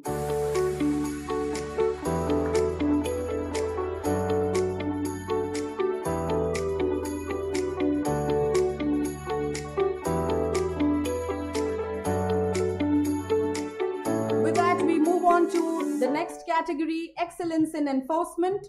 This category focuses on road safety initiatives aimed to improve the driving skills, strengthen enforcement, and enhance road safety consciousness as a holistic approach. Ladies and gentlemen, the award goes to Maruti Suzuki India Limited for their project on automated driving test tracks and covering Institute of Driving and Traffic Research.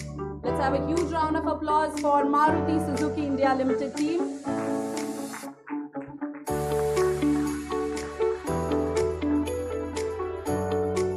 Moving on to the fourth and the last category, Excellence in Emergency Care. This category focuses on comprehensive initiative taken under the healthcare sector for road safety.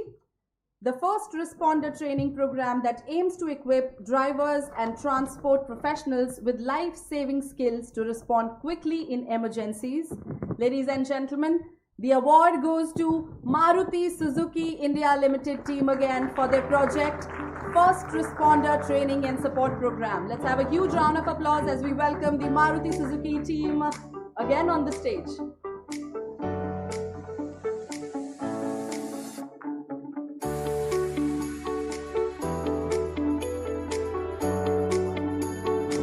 Hearty congratulations to all the winners. I request our dignitaries, our Honorable Minister, to please join us back on the dais. A very hearty congratulations to all the winners. Your contributions are making a significant impact on the road safety.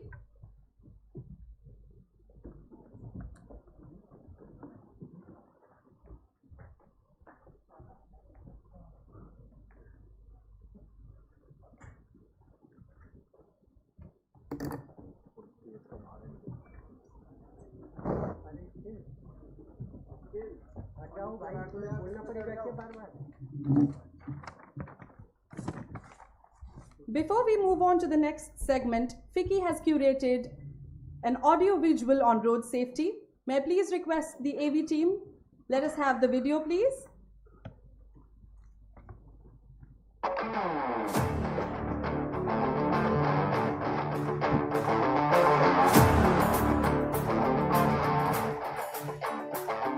अपनों के लिए और अपने लिए, धड़कन के लिए, जीवन के लिए एक वादा दोहराते रहेंगे।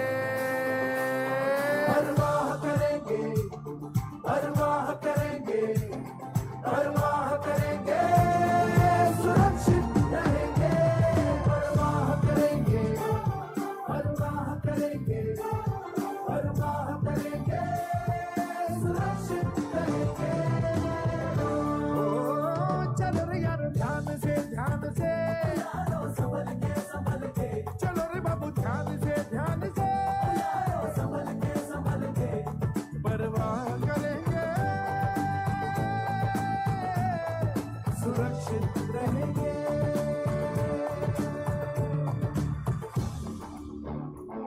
सांसों के लिए, बचपन के लिए, आशा के लिए, सपनों के लिए एक वादा दोहराते रहेंगे। परवाह करेंगे, परवाह करेंगे, परवाह करेंगे, सुरक्षित रहेंगे। परवाह करेंगे, परवाह करेंगे, परवाह करेंगे, सुरक्षित रहेंगे। चल हीरो ध्यान से, ध्यान से, संभल के, चल यार ध्यान से, ध्यान से, संभल के, परवाह करेंगे, सुरक्षित रहेंगे। माँ की उम्मीदों के लिए, देश के नए कल के लिए, किसी के प्यार के लिए, इंतजार के लिए एक वादा दोहराते रहेंगे। परवाह करेंगे, परवाह करेंगे, परवाह करेंगे, सुरक्षित रहेंगे। परवाह करेंगे, परवाह करेंगे, परवाह करेंगे, सुरक्षित रहेंगे। परवाह करेंगे। Let's have a huge round of applause, and we thank the Ministry for their initiative in curating this critical video, which has a very important message being delivered. Let's have a huge round of applause, ladies and gentlemen. So, ladies and gentlemen, with that, now it's the moment we have been waiting for since morning. Welcoming a true visionary whose bold ideas and tireless efforts are reshaping the future of India's infrastructure and road network. Known for turning ambition into action, he stands as a symbol of innovation, sustainability, and progress. May I please welcome on the dais our Honorable Minister, Sir, Shri Nitin Gadkari ji, Honorable Minister of Road Transport and Highways, Government of India. Hearty welcome, sir. Thank you. आदरणीय Harshvardhan Agrawal ji, president FICCI, Ramashankar Pandey ji, chairman sub committee on road safety FICCI, mister Sanjay Bandopadhyay, member Supreme Court committee on road safety, mister Durga Dutt निजुनगढ़ी, co chair FICCI, mister Rajesh Poddar, Jyoti बीच, और उपस्थित सभी भाई और बहनों, सबसे पहले रोड सेफ्टी के विषय में जिन जिन लोगों ने अच्छा कार्य किया है और जिनको आज पुरस्कार प्राप्त हुआ है, उन सबको मैं उनका बहुत बहुत अभिनंदन करता हूँ, शुभकामनाएं देता हूँ, शुभेच्छाएं देता हूँ। रोड सेफ्टी हमारे लिए बहुत ही अहम ऐसा एक प्रश्न है। हमारे देश में लगभग 4,80,000 से 5 लाख एक्सीडेंट होते हैं और 1,80,000 मौतें होती है और 66.4% जो डेथ्स है वो 18 to 45 ईयर्स में होती है। इस एज ग्रुप के लोग होते हैं। इसमें जवान लड़के लड़कियां भी है, पढ़े लिखे लड़के लड़कियां हैं। ये जो हमारे देश का रोड एक्सीडेंट के कारण 3% जीडीपी का नुकसान होता है। कोई लड़ाई में, कोविड में, कोई संकट में इतने लोग नहीं मरते, इतने ये रोड एक्सीडेंट्स में मर रहे हैं। जो डेथ्स होती है 18 साल के नीचे में जो बच्चे, वो 10,000 है। इसमें से एक छोटी छोटी बातें जिसमें आपका सहयोग चाहिए। हेलमेट के बारे में अभी हमने कोई नई 2 व्हीलर खरीदता है तो कंपनी को ये मैंडेटरी किया है कि वो 2 हेलमेट भी उसके साथ देंगे। तो हेलमेट न पहनने के कारण 30,000 लोग उनकी मृत्यु होती है। करीब non use of seat belt, इसमें सामने भी सीट बेल्ट लगाने का कानून है और पीछे में भी है, पर अभी भी लोगों में इसका अवेयरनेस है, जिसके कारण 16,000 डेथ्स हो रही है। और हमने लोगों को जगाने के लिए, जैसे आपने ये गीत सुना, वैसे अमिताभ बच्चन जी के साथ काफ़ी बड़ा कार्यक्रम हर साल करके अनेक लोगों के सहयोग से हम पब्लिक कैंपेन भी कर रहे हैं।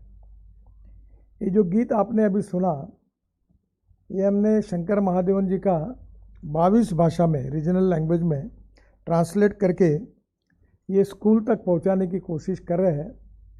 परवाह करेंगे तो सुरक्षित रहेंगे, ये उसका मैसेज है। और बहुत बड़े प्रमाण पर डिजिटल मास लेवल पर एक बड़ा कैंपेन भी हम इसके लिए चला रहे हैं। हमने ऑटोमोबाइल इंजीनियरिंग में सुधार करते हुए भारत एनकैप स्टैंडर्ड को स्वीकार किया है और जिसके कारण हमारी गाड़ी अब बहुत सुरक्षित बनी है। हमने 6 एयरबैग्स मैंडेटरी कर दिए इकोनॉमिक मॉडल में भी, और अभी ई रिक्शा के लिए भी हम लोग इसी प्रकार के भारत एनकैप के स्टैंडर्ड्स ला रहे हैं ताकि इसकी भी संख्या बहुत बड़ी है। उसमें भी कैसे सुरक्षा की जाए, इसका भी हम अध्ययन कर रहे हैं। ये जो नए व्हीकल है उसमें ये भारत एनकैप रेटिंग सिस्टम के कारण अब ऑटोमोबाइल इंजीनियरिंग में लगभग परफेक्शन आ चुका है। जो ड्राइवर, हमारे ट्रक ड्राइवर चलाते हैं 16 तास, 18 तास, अभी तक समय की मर्यादा हम नहीं डाल सके।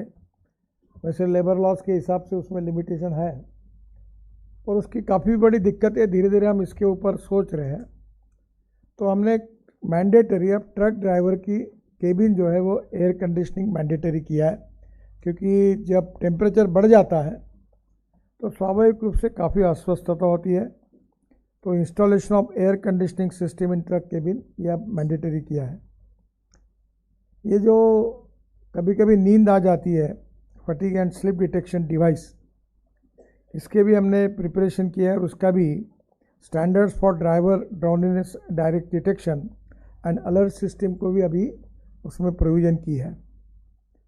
जो बस बॉडी कोड था, हथौड़ा लेकर कोई भी बॉडी बनाते थे, मैंने बहुत दिनों तक उनको सुधारने की कोशिश की।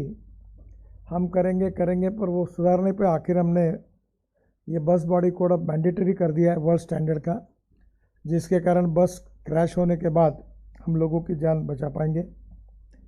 इसमें निश्चित रूप से 77 हाई फर्टिलिटी स्टेजेस है जो हमने आइडेंटिफाई की है, और जो नेशनल हाईवे जो है अक्रॉस 15 स्टेट्स में है, उसको हम विशेष रूप से उसका रोड सेफ्टी ऑडिट करके हर एक्सीडेंट के पीछे कारण क्या है उसको ढूंढकर उसको हम लोग सुधारने की कोशिश भी कर रहे हैं।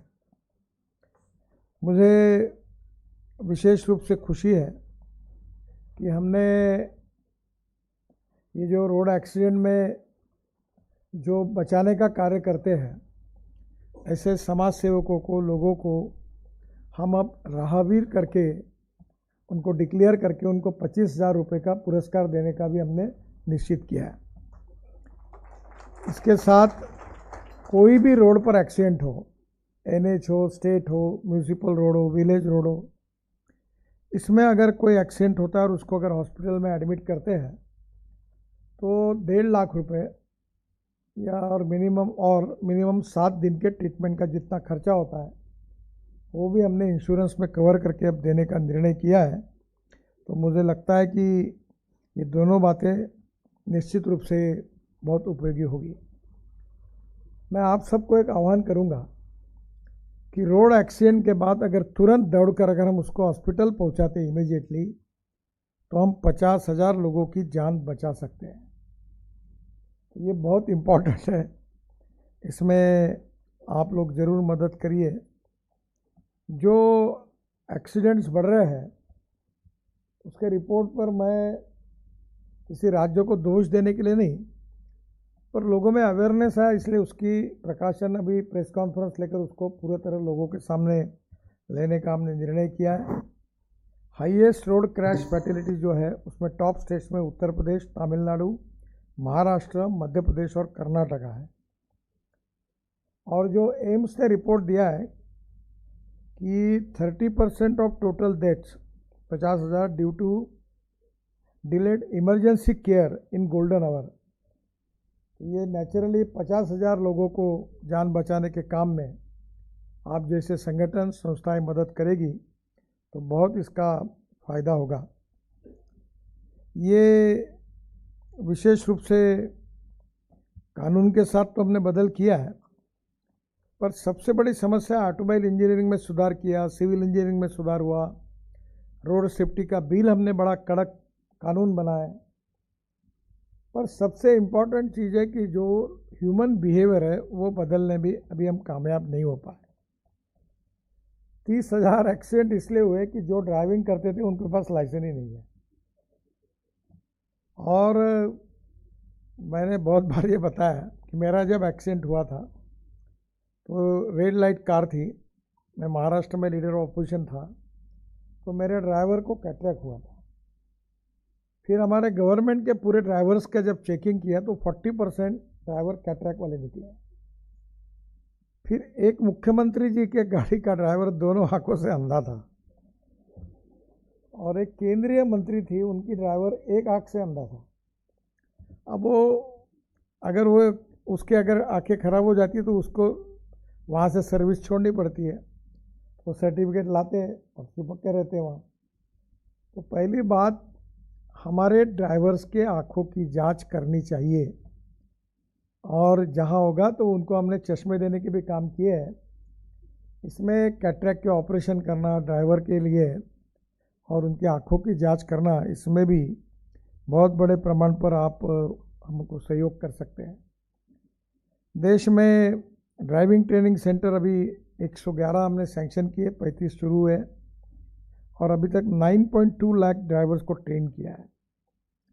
क्योंकि ट्रेन ड्राइवर के बिना हम ये रोक नहीं सकते। और अभी हम लोग विशेष रूप से देश में 22 लाख स्किल ड्राइवर्स की कमी है।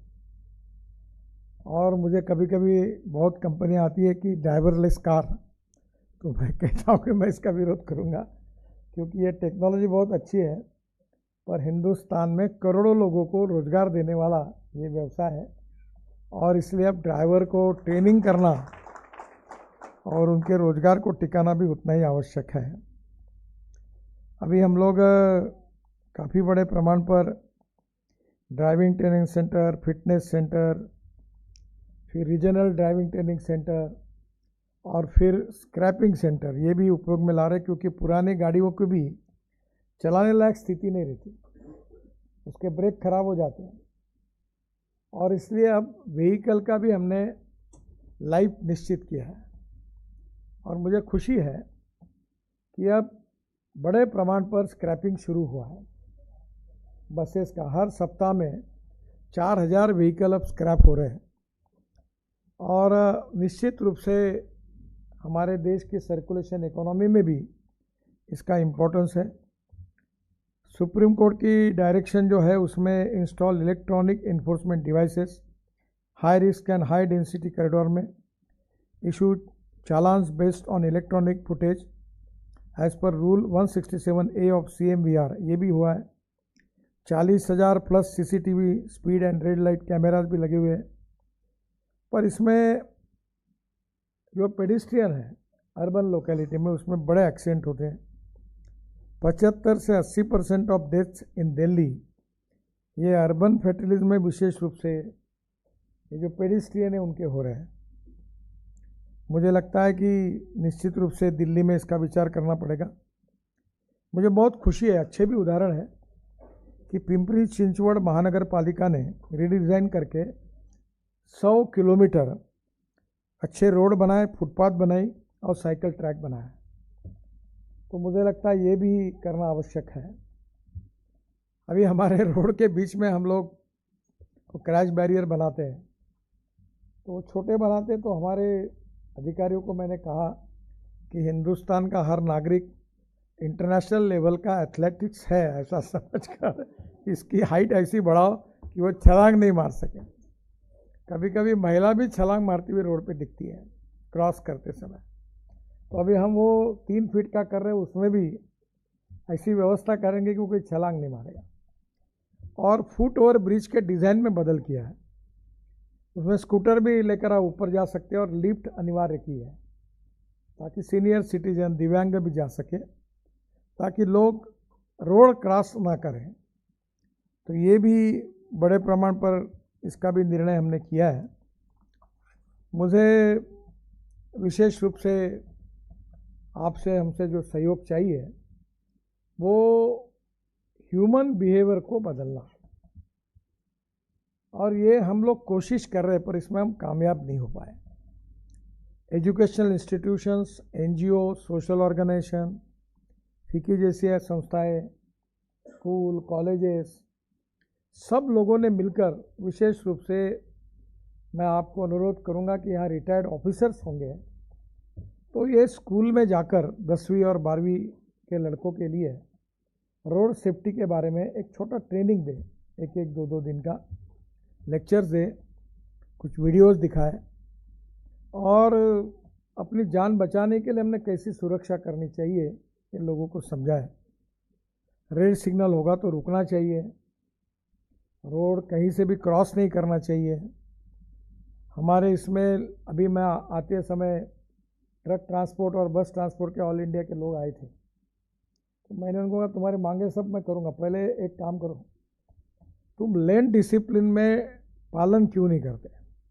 कोई भी लेन में घुस जाते हैं, आप विदेशों में ये नहीं है। और मैंने कहा तुम अगर इसमें नहीं सुधारोगे तो मैं अब ड्राइवर को छोड़कर मैं मालिक को सज़ा देने का कानून करूँगा, ताकि आपको उसके ऊपर कार्रवाई होगी। इसलिए आप इसको लेन डिसिप्लिन का पालन करिए। अनेक एक्सीडेंट का कारण ये भी है कि कोई भी लेन में चलते हैं और फिर फास्ट स्पीड में आकर वो क्रैश होती है। बहुत सी बातें जो थी वो सिविल इंजीनियरिंग में जो हमारे रोड सेफ्टी के लिए थे, हमने 40,000 करोड़ अभी तक खर्चा किया और कर रहे हैं। हमारे DPR गलत आते थे, उसमें हमने सुधार किया है। लोवेस्ट को स्वीकारने के बजाय वो परफेक्शन होगा ये चिंता की है। हमने रोड सेफ्टी ऑडिट शुरू किया जिसमें हमको ध्यान में आया कि कहाँ कमियां हैं और उन कमियों को भी हम सुधार रहे हैं। पर ये सब प्रयासों के बाद जब तक ह्यूमन बिहेवियर ये जब तक बदलेगा नहीं तब तक हमारे इस मिशन को हमें यश नहीं मिल पाता। और इसलिए हर इंडिविजुअल नागरिक संवेदनशील बने, सुसंस्कृत बने और कानून का पालन करने के बारे में वो कमिटमेंट करके उसका व्यवहार करें। समस्या ये है कि कानून के प्रति डर भी नहीं और सम्मान भी नहीं, ऐसी विचित्र अवस्था है। तो कहीं ना कहीं हमको लोगों के मन को, मस्तिष्क को बदलना पड़ेगा। और इसका सबसे अच्छा क्षेत्र अगर कोई है तो स्कूल और कॉलेजेस में जो 10वीं 12वीं के विद्यार्थी हैं, 8वीं 9वीं के हैं, उनको जाकर ट्रेनिंग देना उनको जाके सिखाना। मैंने एजुकेशन मिनिस्टर धर्मेंद्र प्रधान जी को अनुरोध किया है। अभी हमने हमारे कोर्सेस में रोड सेफ्टी के भी लेसन्स सभी रीजनल लैंग्वेज में और नेशनल लेवल पर वो भी ऐड करने के बारे में उन्होंने भी निर्णय किया है। अभी सेंट्रल स्कूल के एक कार्यक्रम में मैं और धर्मेंद्र जी साथ जाकर हमने उस अभियान की भी शुरुआत की है। तो मुझे लगता है कि समाजव्यापी लोगों का, जनता का, इंडिविजुअल्स का, सोशल ऑर्गेनाइजेशंस का, एजुकेशन इंस्टीट्यूशंस का, कमर्शियल ऑर्गेनाइजेशन का, और इन सब कामों के लिए जो हमारी ऑटोमोबाइल इंडस्ट्रीज़ हैं वो CSR में से कुछ अच्छे प्रोग्राम करने के लिए मदद करती रहेगी। तो आने वाले समय में लोगों को जगाकर हम इस परिस्थिति को बदल सकेंगे। मैं दुख के साथ कहता हूँ कि हम वर्ल्ड में इस विषय पर नंबर 1 पर है। ये अच्छी बात नहीं है। जब भी कोई वर्ल्ड कॉन्फ्रेंस में जाते हैं तो भारत का ये उल्लेख होता है। कुछ देश ऐसे कि जिनके एक्शन वो अभी 0 पे आए हो, और हमारी स्थिति ऐसी है कि हम बढ़ रहे हैं। तो निश्चित रूप से मेरी भी जिम्मेदारी है, क्योंकि मैं मंत्री इस विभाग का हूँ, और मैं ये स्वीकार करता हूँ कि प्रयास करने के बाद भी जितनी सफलता चाहिए उतनी नहीं मिल पाई। हमारे डिपार्टमेंट में सब विषयों पर सफलता है, पर इस विषय में हमको अभी तक मिल नहीं पाई। शायद हमारे प्रयास कम पड़े होंगे, इसलिए हम और प्रयास करने की कोशिश कर रहे हैं। पर आप जैसे संगठन मिलकर और इस अभियान को, मैं पांडे जी को कह रहा था, वो काफ़ी इसमें काम करते हैं, अलग अलग प्रकार के इनिशिएटिव के प्रोग्राम करते हैं। उनको कहा कि ऐसे आप जैसे ऐसे हज़ारों लोग तैयार होने चाहिए, और ये सब लोगों को जब ये प्रोग्राम बनेगा और उनका केवल शरीर नहीं, मन आत्मा उसके साथ जुड़ेगा, संवेदनशीलता, sensitiveness and social responsibility and social sensitiveness दोनों भी इम्पॉर्टेंट है। और सोशल अवेयरनेस में ह्यूमन बिहेवियर को कैसे बदलना, ये शिक्षा क्षेत्र में इंस्टीट्यूशन से जैसे होगा, वैसे social organization, NGOs, education institutions, school, colleges, इनकी भी भूमिका महत्वपूर्ण है। कठिन है पर असंभव नहीं है। मुझे लगता है कि आप सबके सहयोग से निश्चित रूप से हम इसमें कामयाब होंगे। मैं फिक्की को और उनके ऑफिस बेरर को, ये जो थीम है विजन 0 फैटिलिटी के अगेंस्ट करने का जो अभियान उन्होंने किया, और काम करने वाले अच्छे लोगों को उन्होंने जो सम्मानित किया है, उसके लिए उनको भी बहुत बहुत धन्यवाद देता हूँ। और फिर से एक बार इस कार्यक्रम में, अभियान में एक देश के नागरिक के रूप में आप सब लोग सहयोग करिए, आगे आइए, और आपके साथ आपके मित्रों को, आपके परिवारजनों को, आपके व्यावसायिक मित्रों को भी इसमें इन्वॉल्व करिए, और लोगों की जान बचाने के लिए आगे आइए। देखिए, एक छोटी सी बात है कि अगर आप लोग एक्सीडेंट होता है तो हर व्यक्ति रुककर तुरंत अगर उसको अपने हॉस्पिटल लेके जाएगा तो 50,000 लोगों की हम जान बचा सकते हैं। अगर मुश्किल से किसी का डेथ होता है तो उसका ऑर्गन डोनेशन देकर अनेक लोगों को हम नई दृष्टि दे सकते हैं, अलग अलग प्रकार के ऑर्गन से नई जान दे सकते हैं। ये बहुत ही इम्पॉर्टेंट काम है, मानवता का है, समाज सेवा का है, और नेशन बिल्डिंग का भी है। मैं आप सब इसमें सहयोग करिए, यही हाथ जोड़कर आप सबसे अनुरोध करता हूँ। बहुत बहुत धन्यवाद। नमस्कार। Thank you, Honorable Minister, sir, for your enlightening views. Let's have a huge round of applause, ladies and gentlemen. Thank you. Ladies and gentlemen, as we draw close to the end of this program, may I please request and invite Mr. Ramashankar Pandey ji to propose the formal vote of thanks.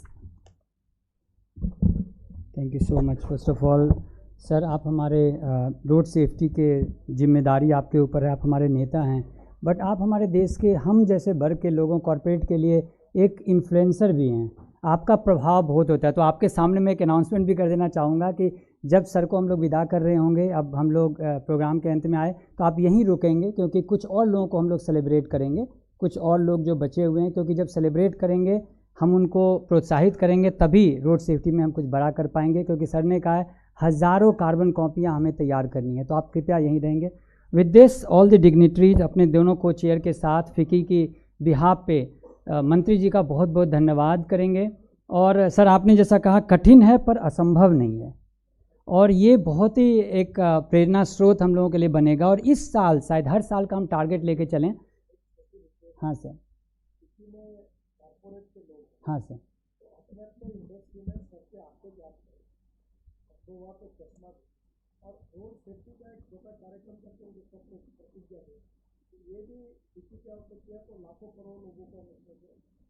बिल्कुल sir, thank you so much, we accept this to advice. अभी sir ने ये कहा हम राहगीर बने, 50,000 हम बचा सकते हैं इस साल, क्यों नहीं एज ए कॉर्पोरेट हम लोग वो प्लेज ले लें और प्लेज हर जगह लेके जाएं। मुझे अभी भी याद है सर, फिक्की में आप जब कश्मीर से कन्याकुमारी हम लोग चले थे, उल्टा कन्याकुमारी से कश्मीर चले थे, आप भी सर हम लोग को बुलाए थे फिक्की से, उस समय भी हमने करोड़ों लोगों तक वो कैंपेन पहुंचाया था। और ये कॉर्पोरेट में स्पेशली जो प्लेज लेना है और उसको मॉनिटर करना है, इस पर हम लोग ध्यान दे रहे हैं, क्योंकि हमारा इकोसिस्टम बहुत बड़ा है, हमारे सप्लायर्स हैं, हमारे कस्टमर्स हैं, हमारे एम्प्लॉई हैं। अगर सबको हम ले लें तो हम 70-80 करोड़ लोग तक पहुंच सकते हैं। तो ये जितने लोग यहाँ बैठे हैं, आप सबको वो राहगीर बनने की ज़रूरत है और हम लोग ज़रूर बनेंगे। जो एक चीज़ सर आपने कहा कि हम कहाँ फेल कर रहे हैं, हम लोग स्वीडन में भी यही प्रॉमिस करके आए स्टॉकहोम में। सर समाज सरकार बाजार को एक साथ आना होगा।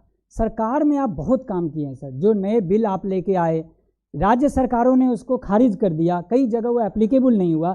तो हम सब पब्लिक हैं, हम सब जो समाज और बाज़ार के लोग हैं, हमारी जिम्मेदारी भी बनती है। और शायद इसीलिए फिक्की के प्लेटफॉर्म से मैं आपको इस तरह से धन्यवाद देना चाहूँगा कि हम लोग इसको लेके आगे बढ़े। अब आपने राहगीर, जो कि सोच नहीं सकता है कोई, 25,000 का पारितोषिक, it's a business case for many of the people. जितनी एडास की कंपनियां हैं, जितनी भी कंपनी जिनमें गाड़ी में कुछ जा रहा है, अगर आप इसको टेकअप कर लें और इंश्योर कर दें कि ये 50,000 हॉस्पिटल में पहुंच के रहेगा, पूरी पॉसिबिलिटी है सर कि हम इसको बाजार से अब सॉल्व करें और समाज के लोगों को ट्रेन करें। तो समाज सरकार बाजार को इकट्ठा करने के लिए आपका जो क्लेरियन कॉल है हम लोग जरूर करेंगे। बट दोस्तों, road safety will not happen in conference rooms. हमें निकल के जाना होगा, हमें सड़क पे आना होगा। और सर को पता है कितने कार्यकर्ता ऐसे हैं जो सड़क पे काम कर रहे हैं, सर उनको अपने घर पे बुलाते हैं, सर उनको अपने यहाँ नहीं नागपुर में बुलाते हैं, इतने लोगों को सर सम्मानित करते हैं। कॉरपोरेट जगत को भी ऐसे लोगों को आगे लेके आना पड़ेगा। और शायद इसीलिए नीरजा जी, हमने जो फिक्की में सर हम लोगों ने एनजीओ का एक फोरम बनाया है, हमने AIMTC आइटवा को इकट्ठा किया है। और जो आपने कहा कि ये लोग लेन में चलें, अब इस क्लेरियन कॉल को लेके उनके साथ हम लोग जाएंगे। तो मैं आपका सर बहुत बहुत धन्यवाद देता हूँ, सब जितने लोग यहाँ आए उनका धन्यवाद देता हूँ। और ये एक आंदोलन है, क्योंकि किसी भी और चीज़ में इतने लोग कभी नहीं मरे, हिंदुस्तानी किसी वार में इतने नहीं कभी मरे। हम सब लोग सड़क पे चलते हैं और हर रोज़ 474, अब 500 नए डेटा के अनुसार से 500 परिवार के लोग वापस नहीं आते, सुबह चलते हैं शाम को नहीं आते हैं। ये केवल ये बियॉन्ड बिजनेस है हमारे लिए। तो हम ऐसा क्या करें, ये जो अरेस्ट करने की जो बात है, और ये सब अवॉइडेबल है। जैसे 50,000 जाने वहाँ बचाई जा सकती, वैसे ही अलर्ट असिस्ट, अभी कितनी सारी कंपनियां जो टेक्नोलॉजी लेके आ गई। और मुझे बड़ा दुख होता है कि अगर इसको हम लोग ग्राउंड पे लेके जाएं तो कितनी जानें बच सकती है। और इसमें सर पुलिस का भी बहुत बड़ा रोल है, उनकी कैपेसिटी बिल्डिंग करनी है। और एज कॉर्पोरेट हम लोग CSR का पूरा उसमें यूज़ करेंगे। Sir I commit you with this thankfulness and gratitude to you कि आपने इतना बड़ा आंदोलन छेड़ा है। हम सबको पता है सर, आपकी भी दिक्कतें बहुत हैं, इतना आसान नहीं। आज हमारा रोड सेफ्टी बोर्ड, आज हमारा पिछला बिल, आज सर राज्य सरकारें वो नहीं कर रही। सर आप प्रेस कॉन्फ्रेंस में ज़रूर बताइए कि केवल ये नहीं कौन टॉप पे है, क्यों टॉप पे है, क्या दिक्कतें आ रही है, उनको पब्लिक प्रेशर में आना ही चाहिए। हम कॉर्पोरेट से भी उनके साथ हाथ मिलाने के लिए तैयार हैं। बट समाज सरकार बाजार में सर थोड़ा सा बोलते हैं ना, भय बिन प्रीत न होए ना, थोड़ा सा आप इसको पब्लिक में डेटा शेयर कीजिए। और जो डेटा लेक हमारे पास वाहन सारथी और कनेक्टेड गाड़ियों का इतना बड़ा डेटा है, वो हमारे रिसर्च के प्रोफेशनल सर यहाँ बैठे हुए हैं, हम क्रैश रिसर्च करना चाहते हैं। ये आपसे एक गुजारिश होगी कि आप इस डेटा लेक को हमें दें। जैसे आज UPI और आधार चला है, हम एक बनाना चाहते हैं इसको टेक्नोलॉजी के थ्रू। हमारे पास बहुत सारे लोग हैं जो इसको करेंगे, ये आपसे रिक्वेस्ट करते हैं। और एक बार फिर सर आपका तहे दिल से हम सब धन्यवाद करते हैं और आप सबका धन्यवाद करते हैं। Thank you so much.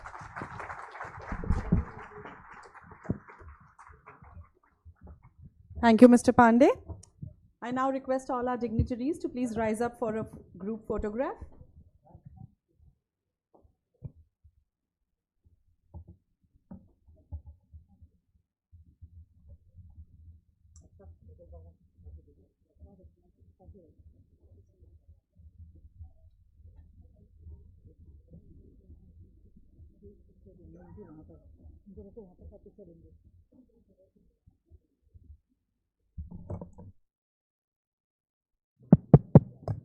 I request everyone to please remain seated as we will be starting off with the jury awards in 5 minutes from now. Requesting everyone to please take their seats. Please be seated. We shall be starting off with the jury awards in 5 minutes from now.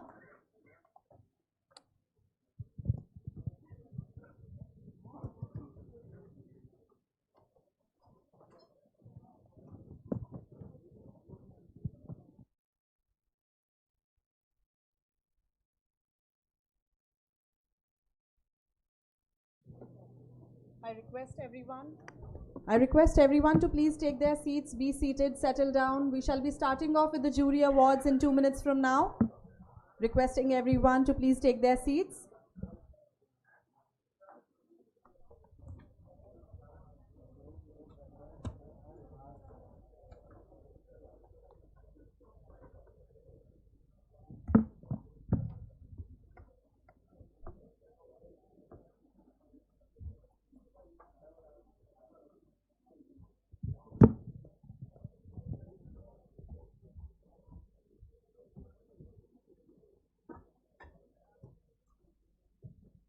Jury awards के लिए उनको यहाँ बिठाने की तो ज़रूरत ही नहीं है ना, सीधे मैं आगे इन्वॉल्व। हाँ ठीक।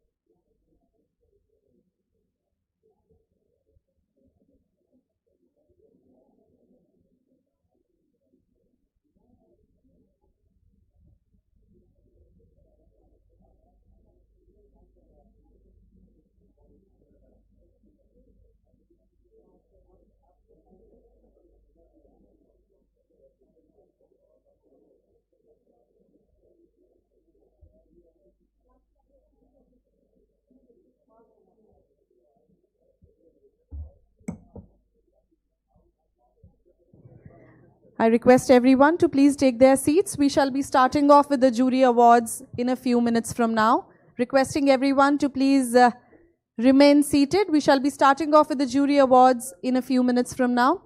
Meanwhile, before we move on to the jury awards, we would like to thank our sponsors, our partners, our title partner, Netradine, Platinum partner, ICICI Lombard, Logistics partner, DP World, Gold partner, Light Metrics, Silver partner, Kempegowda International Airport, associate partners, Maruti Suzuki and Parasafe, our supporting partners, Ativa, Atma and Trax, NGO partner, Department of Emergency Medicine, Knowledge partner, Crizzle. We would like to thank all our partners, our sponsors, our supporters for all their efforts. Thank you.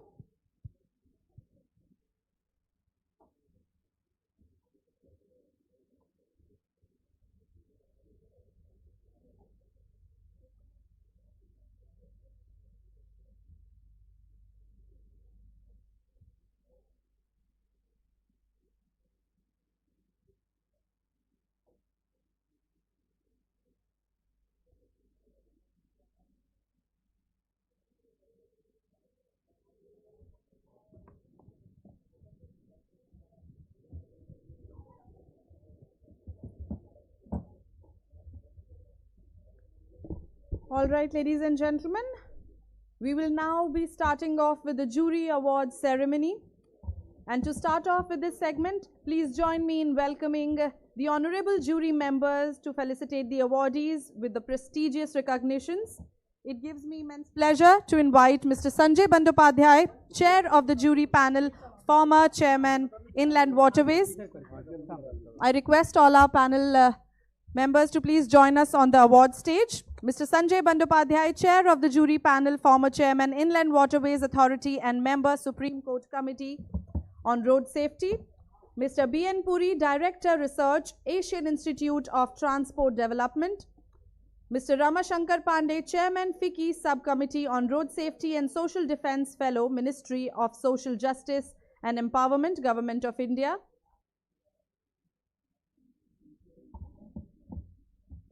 And all our esteemed dignitaries on the dais. We shall be having 5 categories this year, which covers excellence in engineering, excellence in education, excellence in establishment, excellence in enforcement, and excellence in emergency care. While the winners have already been announced amongst all these categories, we will now be moving on to the second runner-ups, first runner-ups, and the jury mentions. Ladies and gentlemen, our very first category in excellence in engineering, the second runner-up award for this category goes to Hindustan Petroleum Corporation Limited. Let's have a huge round of applause, ladies and gentlemen, for their project, Intelligent Transportation System for LPG Transportation.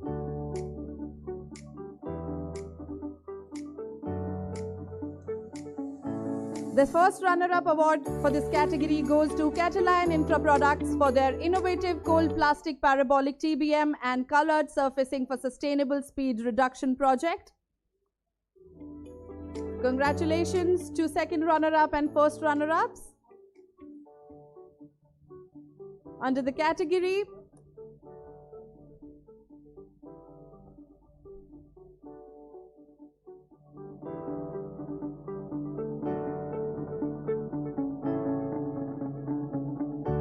Under this category,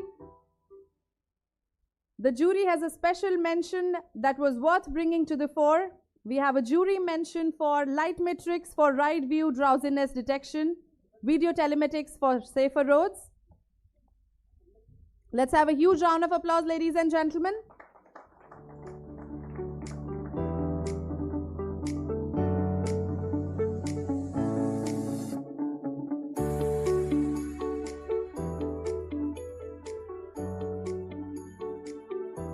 Moving on to the second category, that is excellence in education. The second runner-up award for this category goes to United Way of Mumbai for awareness drives on safe mobility in schools.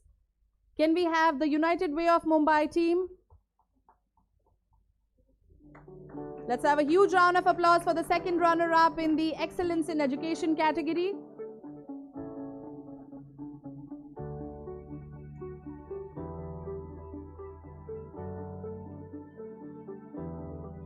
We now move on to the first runner-up for this category. The first runner-up award goes to Honda Motorcycle and Scooter India for road safety awareness for students and public. Let's have a huge round of applause as we welcome on stage the first runner-up, Honda Motorcycle and Scooter India Limited.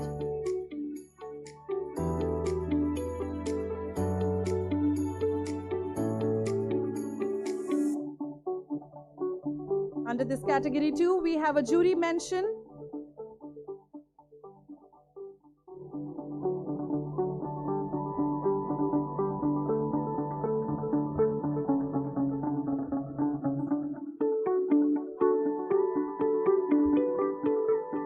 The jury mention goes to Ratinam College of Arts and Science for Safe Ride 360-degree Youth Movement for Road Safety. Can we have the Ratinam College of Arts and Science team to please join us on the stage? Let's have a huge round of applause. And I request all the winners, second runner-ups, first runner-ups to please join us near the stage area. The third category is Excellence in Establishment. We would like to announce that we do not have any winner under this category due to lack of any impactful initiative that had the potential to make any considerable change. the grand jury encourages more projects and innovations to come up and participate and bring to life India's vision of accident-free roads in the future. With that, we move on to the fourth category, that is excellence in enforcement. We have a jury mention for this category. Let's have a huge round of applause as we welcome Sight Savers India for their project Rahi, National Truckers Eye Health Program and Drishti Kendras. Can we have the Sight Savers India team join us on the stage, please? I request all the winners to please be available near the stage area.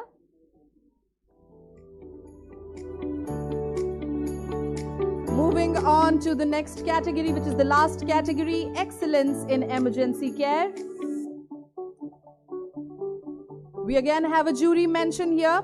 Let's have a huge round of applause as we welcome Highway Delight for their project Raksha QR Emergency and Parking Assistance Stickers. Can I request the Highway Delight team to please join us on the dais?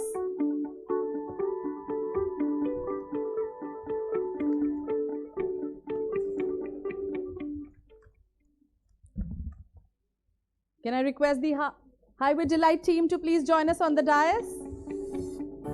Do we have somebody from the team to...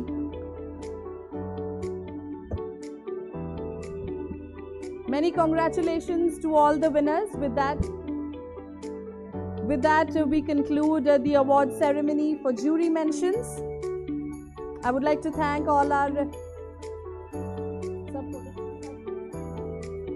Can I invite all the winners to please join us on the dais for a group photograph? All the winners from across the categories to please join us on the dais for a group photograph along with our esteemed dignitaries on the stage. Let's be a little quick. All the winners, sir, please join us on the stage. Requesting all the winners to please join us on the stage for a quick group photograph along with all our esteemed dignitaries. Once again, a huge round of applause for all the winners. Let's have a huge round of applause for all the winners and a big, big congratulations to all of you. With this, ladies and gentlemen, I would like to thank all of you for being a part of the 7th edition of the FICCI Road Safety Awards and Conclave. Your presence and participation underscore the importance of this cause, and I hope today's discussions and recognitions inspire further action in making roads safer for everyone. We would also like to announce that certificates of participations are available for all the award nominees and requesting you to kindly collect them from your respective certificate from the registration desk.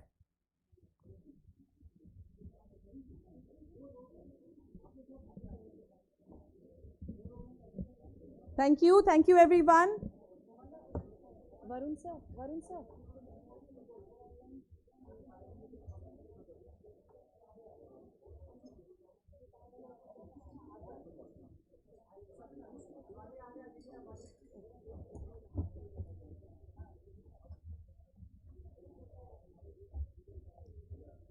I would now request everyone to please proceed towards the lunch area.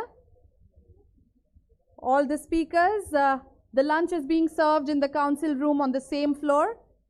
And for all our delegates, the lunch is available and being served at the banquet area. I request all of you to please proceed towards the banquet area for the lunch.